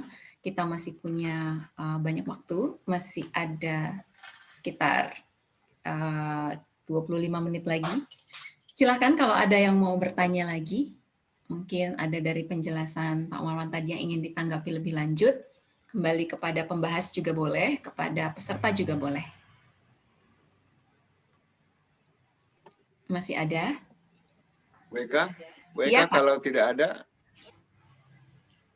mungkin saya ingin melanjutkan mengeksplor yang tadi Pak Marwan, ya, yang itu tentang eksplorasinya, gitu kan. Ada nggak kemungkinan kita untuk mengeksplor yang ada di Indonesia? Karena seperti yang saya katakan tadi, dari beberapa literatur yang saya baca, ini ada keragamannya, ya, yang jadi, gitu kan. Jadi mana tahu yang ada di Indonesia karena dia hidup di tropis, bisa saja dia berbeda dengan yang ada di subtropis. Itu yang apa? Sehingga yang disampaikan Ibu Ita tadi, kalau Pak Hendry ini dia kan memang kerakyatan benar dia kan. Sementara kalau kita bicara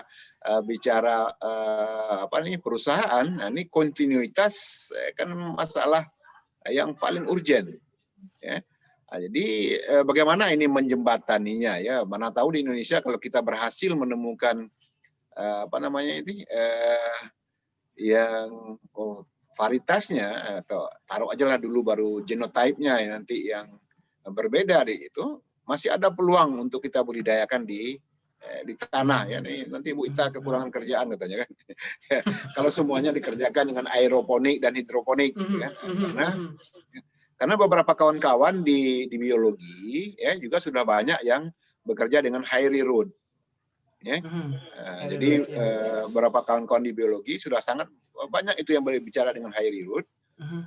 Dan Pak Marwan mungkin masih ingat fasilitas kultur jaringan kita sebenarnya tidak kalah-kalah amat itu sebenarnya kalau itu kita benahi ya. Pak Marwan dulu pernah mencoba menggunakan itu, cuma sayangnya karena dia stagnan ya, masih seperti itu juga. Saya dulu pernah memimpikan kita punya bioreaktor gitu kan. Ini jangankan bioreaktor ya, autoclave aja enggak keganti sama kita. Jadi ini barangkali kita membutuhkan tadi Pak Wai berkomentar banyak itu di chat saya lihat kan. Beliau berkomentar salah satu persoalan kita kan memang persoalan laboratorium gitu ya. Nah, jadi kalau akan menggunakan pendekatan yang digunakan ini high root atau hidroponik seperti itu memang risikonya adalah kita harus memperkuat lab kita gitu. Nah, dan ini persoalan dasar ya untuk UNAN ya, saya kira semua yang hadir di sini paham betul itu apa yang terjadi di UNAN ya. Nah, dan apa kira-kira yang bisa Pak Marwan sarankan itu. Jadi yang pertama tadi saya gitu, kalau kita bisa mengeksplor dan kita menemukan ada varietas yang kemungkinan ya suitable untuk di tropik dan itu memang di tanah dia. Ini kan kalau di Indonesia ini justru kalau yang labor intensif gitu kan, justru orang suka. Nah, karena ada program padat karya namanya kan. Jadi banyak orang yang bisa bekerja, banyak orang terbantu. Nah, kita masih di level itu gitu kan. Nah, ini yang apa? Walaupun risikonya adalah standar mutu susah menjaminnya. Ini kan persoalan kita. Jadi ada persoalan gap yang cukup besar antara negara maju dengan yang ada di kita. Ya. Itu bukan hanya untuk latex, untuk hampir semua produk kita adalah persoalan standar mutu, gitu kan yang salah satu penyebabnya adalah karena sumber raw materialnya itu berasal dari yang sangat beragam gitu. Ini jadi mungkin bagaimana kita berbagi, mungkin ini untuk level untuk level tingginya, dalam artinya untuk perusahaan-perusahaan memang kita terpaksa harus menjamin mutu dan kontinuitas. Sementara di sisi lain ya mana tahu ya saya berharapnya seperti itu dari hasil eksplorasi kita yang mana tahu di antara yang apa itu, karena kalau yang saya ajarkan di dalam mata kuliah biofarmaka itu memang taraksakum yang official ya, yang memang arahnya ke obat-obatan medikal ya. Yang medikal. Terima kasih, itu saja mungkin tambahan Pak Mon berbagi apa saja. Silakan langsung ditanggapi Pak. Ya baik, terima kasih Pak Aswali. Jadi saya cenderung seperti ini, kalau kita mempunyai varietas dandelion boleh dikatakan kalau ada di Indonesia, itu lebih cenderung kita taruh taksonomi dulu. Kita masuk taksonomi, kemudian kalau perlu kita fingerprintkan, kemudian kita patenkan. Itu akan lebih bermanfaat ke depannya. Karena bagaimanapun juga, kalau suatu waktu itu dipatenkan sama orang lain, harus membeli lisensi kan. Dan itu jauh lebih besar dari pembiayaannya dibanding kalau di tahap awal kita sudah melakukan taksonomi dan juga kita sudah melakukan fingerprinting dan paten. Jadi permasalahannya di sini yang saya pikir itu tanaman ini akan lebih bermanfaat kalau kita kerjakan secara institusional instead of kerakyatan seperti yang tadi saya katakan. Namun kalaupun ada kerakyatan tentu harus ada jalurnya kemana kita harus produksinya mau kemanain gitu kan. Kita harus menjalin kerjasama, membuat kooperasi, dan kooperasi itu bekerjasama siapa yang membuat, ataukah itu Goodyear ataukah itu Michelin, itu harus mempunyai jalur tertentu. Karena bagaimanapun juga yang kita produksi di sini adalah produksi antara, bukan produksi akhir. Yang kita tidak bisa jual begitu saja kemana aja kan. Kita harus ke bisnis artinya. Kita punya ini dan orang bisnis lainnya akan mengembangkan kepada produk lanjutannya. Jadi untuk seperti yang tadi Pak Aswali itu ideal sekali kalau kita mempunyai kerakyatan. Namun sayangnya kalau bagi saya di sini itu lebih cenderung kepada institusi untuk sementara waktu untuk menjamin keberlangsungannya. Dan juga ya kalau mau kita punya, kenapa kita tidak buat taksonominya dulu? Kemudian kenapa kita daftarkan dulu? Apakah itu berbeda apa tidak? Sementara kan genomnya itu sendiri sudah publish, jadi kita bisa kita sinergikan, kita bandingkan apakah memang itu sama apa tidak. Nah, itu kan lebih baik kalau menurut saya Pak Aswali. Wallahualam. Baik, gimana Pak Aswaldi? Cukup Pak, apa perlu ditanggapi lagi? Ya, terima kasih Bu Eka. Jadi memang karena yang kita punya kan cuma perlindungan varietas kan. Betul. Kita PVT ya. Oke, saya kira cukup Bu Eka, silakan yang lain barangkali. Masih banyak ini peserta. Baik, mungkin satu pembahasan lagi dari para pembahas. Masih ada yang ingin ditanyakan? Saya Bu Eka. Silakan Pak. Saya cuma mencoba melihat ini di UNAN ini yang genomik ini siapa yang punya authority ini? Artinya secara akademik siapa?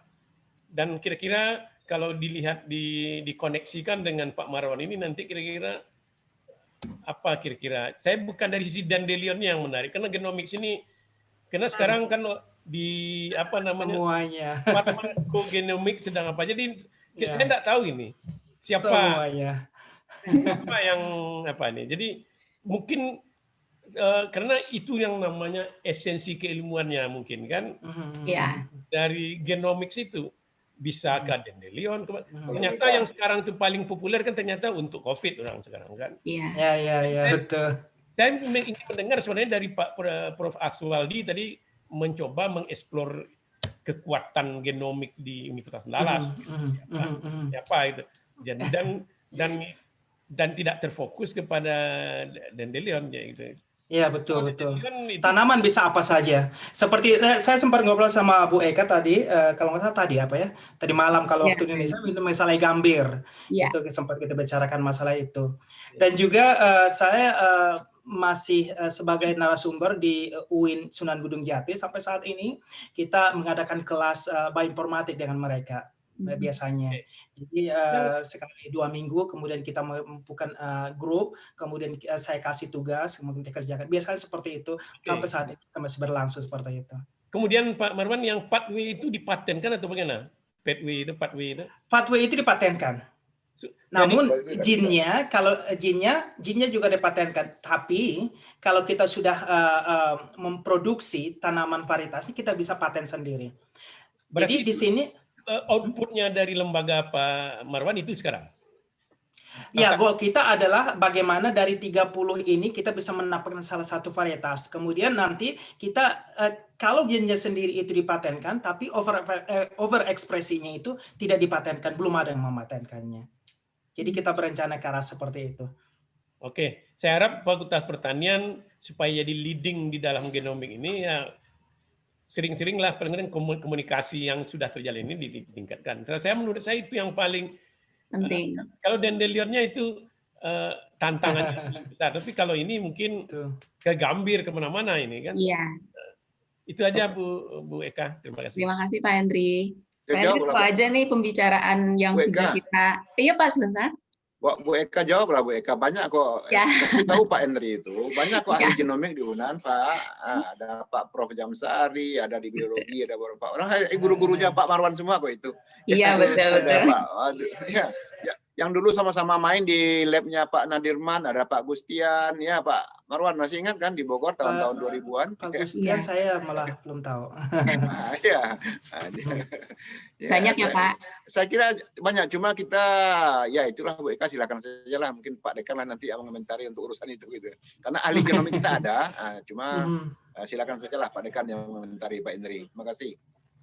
Jadi mungkin sebelum Pak Dekan, saya komentari dulu sedikit. Jadi kami dari Sains Technopark Universitas Andalas juga sudah membuka pembicaraan dengan Pak Marwan untuk kita berkolaborasi ya Pak. Mudah-mudahan di tahun 2021 ada pendanaan yang akan diperoleh oleh STP dan itu memang terkait dengan Gambir. Jadi kita akan coba, Pak Marwan punya ide untuk sekuen genomiknya Gambir terlebih dahulu. Jadi itu sudah masuk daftar Pak Henry. Jadi don't worry. Sekuen pre-filtering itu mungkin. Iya. Tapi kita harus bergerak ya Pak, harus memulai ya Pak. Kalau tidak, berarti itu metagenomics kata orang. Saya kemarin konsultasi dengan ahli genomik, kata itu metagenomics. Iya. Yang saya ingin tahu juga yang siapa kategorikalnya, yang fungsional genomiknya siapa yang jagoan di sini. Iya. Kalau fungsional genomik kan itu lebih bisa penetrasinya lebih kuat. Tapi kalau yang peta ini kan mencoba seperti yang dibilang Pak Marwan tadi, bergeraknya bisa ex situ gitu kan. Tapi kalau yang in situnya yang siapa ini yang memang lakonnya gitu. Terima kasih. Perlu kita cari ya Pak. Perlu kita cari, kemudian kita memang harus berkolaborasi memang.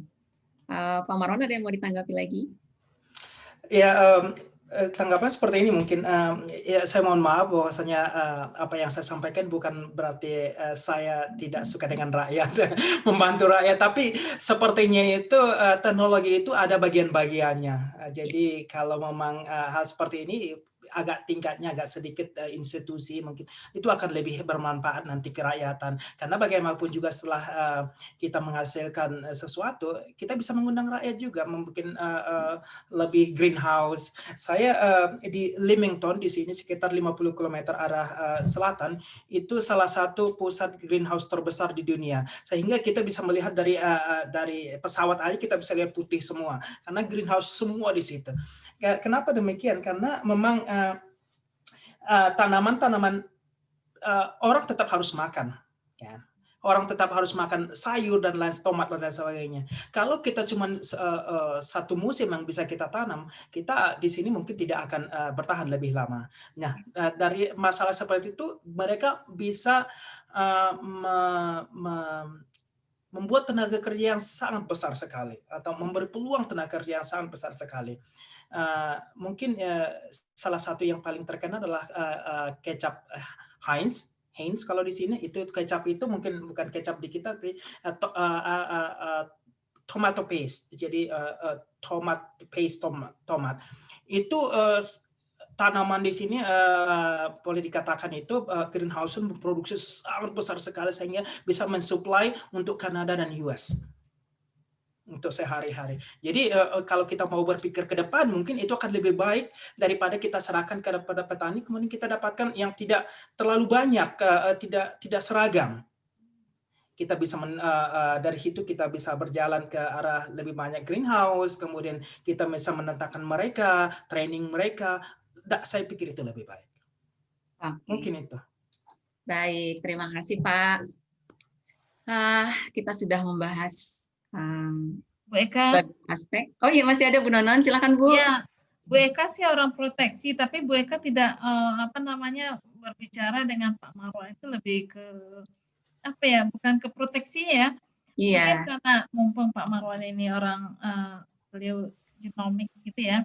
Mungkin kita juga perlu memikirkan ya, Pak Marwan jangan cuman kalau Pak Marwan memang bidangnya untuk industri dan segala macam ya. Mungkin bagaimana kita juga membuat ya mungkin yang transgenik gitu ya, untuk yang aja Ibu nih Bu. Nampak kok. Yang juga untuk hama mungkin ya Bu Eka ya, untuk serangga, untuk yang pes gitu ya Pak Marwannya. Kira-kira bisa tidak yang bisa kita lakukan itu loh Bu Eka. Jadi tadi Bu Eka sudah bicara, tapi Bu Ekanya dari STP-nya, dari jadi mungkin kita dari proteksi. Betul, walaupun transgenik mungkin di Indonesia masih belum bisa orang terima ya Pak Marwannya. Juga ada dulu BT untuk helikopter orang kan.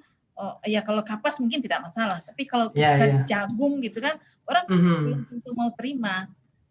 Sebagai seorang yang genomics, kira-kira bagaimana kita untuk bisa juga yang tadi kerakyatan itu loh Pak Marwan, supaya kita juga memikirkan bagaimanapun rakyat kan perlu makan. Ketika sekarang lagi booming ada yang sport travel perda yang datang dari Amerika yang invasif ke Indonesia, itu kan juga perlu kita pikirkan hal seperti itu. Jadi bukan cuma untuk ya industri. Pak Marwan bekerja di Kanada untuk industri dan semacam. Tapi mungkin hal-hal ini kira-kira bisa juga enggak kita pikirkan untuk proteksi. Terima kasih Pak Marwan. Sama-sama. Jadi tahun 2020 salah satu Nobel Prize itu adalah genome editing,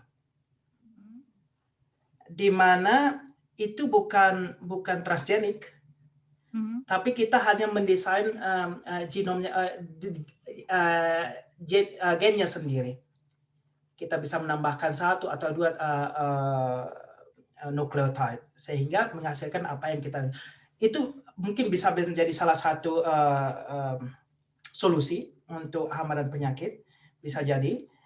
Walaupun saya belum sempat bergerak keras itu, tapi saya sudah paham bagaimana langkah-langkahnya. Mungkin kita bisa tindak lanjuti. Saya bisa menghubungkan dengan orang yang sudah bekerja di genome editing.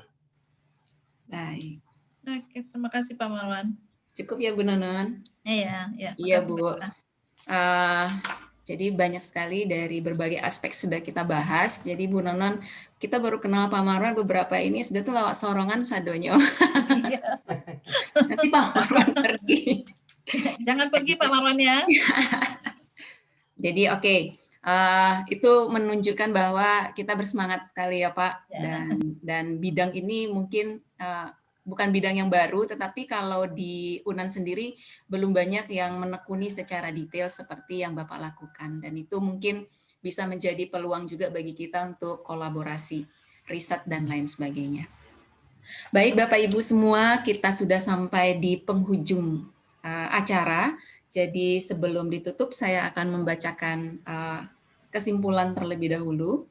Jadi pada kesempatan ini, kalau disimpulkan dari masing-masing sudut pandang, maka kesimpulannya akan menjadi sangat panjang, jadi tidak jadi kesimpulan lagi. Jadi saya menyimpulkan bahwa dalam setiap peluang yang ada, itu pasti akan ada tantangan yang kita hadapi. Dan dari peluang dan tantangan itu, maka kita harus mencari solusi. Dan solusi seperti apa? Solusi yang ideal, tadi sudah disampaikan oleh Pak Marwan. Dan di dalam solusi ideal itu akan muncul langkah-langkah yang bisa menjadi semacam guide gitu ya, petunjuk bagi kita untuk mengeksekusi hal tersebut, dan tentu saja mempertimbangkan seluruh aspek, mulai dari aspek keamanan, aspek profit dan lain sebagainya, aspek sosial yang tadi sudah disampaikan. Dan yang paling penting adalah ternyata sinergi. Dan sinergi itu kembali lagi ke sinergi ABGC tadi, yaitu akademisi, bisnis, government, dan community, yaitu masyarakat. Jadi sinergi itulah yang nanti akan perlu dibentuk agar semuanya ini berjalan sesuai dengan harapan. Nah, mungkin itu kesimpulan yang bisa saya rangkum dari pembicaraan kita pada pagi menjelang siang hari ini. Dan tentu saja saya mengucapkan terima kasih yang banyak kepada Bapak Marwan Diapari sudah bersedia sharing dengan kami, kemudian kepada para pembahas kita, Profesor Aswati Anwar, kemudian Profesor Nofrinelli, Profesor Yulna Fatmawita, dan Dr. Endri Martius. Kemudian juga untuk kepada seluruh peserta yang telah hadir pada kesempatan ini, dan juga kepada Dekan Fakultas Pertanian yang sudah memfasilitasi kita semua untuk terselenggaranya acara ini. Terima kasih banyak. Tentu saja ini kita berharap tidak berakhir sampai di siang ini saja. Kita akan berharap pertemuan ini menjadi langkah awal justru untuk kemajuan Fakultas Pertanian Universitas Andalas. Semoga Faperta UNAN semakin jaya dan bisa berperan di kancah nasional dan juga internasional. Amin ya Rabbal Alamin. Bapak Ibu, pada kesempatan ini, mari kita tutup dengan membaca hamdalah. Alhamdulillahirrahmanirrahim. Mohon maaf, saya selaku moderator apabila ada kesalahan-kesalahan. Wabillahi Jadi, taufiq wal hidayah. Wassalamualaikum warahmatullahi wabarakatuh. Baik, makasih BK. Terima kasih. Saya undur diri selaku moderator ya Pak. Terima kasih Bu Eka. Bapak Ibu sekalian, alhamdulillah sangat luar biasa diskusi kita pada pagi hari ini. Untuk itu terima kasih yang sebesar-besarnya kita ucapkan kepada Pak Marwan Diapari yang telah banyak berbagi kepada kita semua. Alhamdulillah ini mudah-mudahan ini merupakan langkah awal bagi kita untuk menjalin kerjasama dalam berbagai hal seperti yang kita diskusikan tadi. Dan ini tentu perlu peran kita semua, khususnya dalam hal ini yang berkaitan dengan genomik dan lain sebagainya. Tentu yang kita harapkan adalah teman-teman yang bergelut di bidang genomik ini bisa menginisiasi dan atau juga menjawab tantangan-tantangan ini. Dan kita insya Allah Fakultas Pertanian akan selalu memfasilitasi dan membuka peluang-peluang yang ada. Inilah saya kira ini peran fakultas itu di sini, kita membuka pintu sebanyak-banyaknya kepada banyak orang, dan alhamdulillah pada pagi hari ini kita membuka pintu untuk bisa mengerjakan banyak hal dengan Bapak Marwan Diapari. Dan insya Allah kita juga akan membuka pintu kepada banyak alumni kita yang lain. Dan juga kepada banyak teman-teman kita yang lain yang sangat memperhatikan kepada kita Fakultas Pertanian Universitas Andalas. Insya Allah tidak hanya dengan teknologi, dengan kondisi yang ada, kita tidak hanya berkomunikasi di Sumbar ini saja atau di Indonesia. Bahkan saat ini bisa kita berkomunikasi dengan alumni kita di Kanada. Insya Allah di kesempatan lain juga kita akan berkomunikasi dengan alumni kita juga, dengan saudara Antares dari Senegal, Afrika. Dan juga ini banyak alumni kita yang menawarkan berbagai hal. Oleh karena itu, mari saya mengajak teman-teman semua di Fakultas Pertanian, mari kita manfaatkan jejaring kita ini. Kita insya Allah di Fakultas Pertanian akan selalu mengawal, ya, akan selalu menginisiasi, kemudian mengawal berbagai kegiatan yang bisa kita lakukan dengan semua pihak, khususnya kepada banyak alumni kita yang telah sukses di mana-mana. Sekali lagi di akhir pertemuan ini saya mengucapkan terima kasih pada Bapak Marwan Diapari yang telah berbagi bersama kita pada pagi sampai siang ini. Ini udah lewat jam 1 malam ini di Kanada, ya kan Pak Marwan ya. Kalau kita ini baru mau siang ini, jam 11 di Padang. Jadi selamat istirahat Pak Marwan. Terima kasih, sukses selalu. Kami Fakultas Pertanian sangat bangga dengan kiprah alumni kita. Dan terima kasih pada Bapak Ibu semua yang telah hadir di pertemuan kita ini. Tidak hanya saya lihat, tidak hanya dari Fakultas Pertanian Universitas Andalas, tapi banyak dari teman-teman kita yang lain. Sampai saya lihat ada dari Bali juga, ada dari Makassar, ada dari Aceh juga. Ini sangat luar biasa. Dia dari Lampung juga, dari Bengkulu, dari Jambi. Ternate. Saya lihat ada. Ya, Ternate Pak. Ini Universitas Kairun di Ternate. Ini sangat mencerahkan bagi kita semua. Sekali lagi terima kasih atas kehadiran kita semua. Kita tutup pertemuan kita ini dengan membacakan hamdalah, alhamdulillahirabbil alamin. Assalamualaikum warahmatullahi wabarakatuh. Waalaikumsalam warahmatullahi wabarakatuh. Pamit. Ya, mohon pamit semua. Ya. Ya. Ya, apa kabar?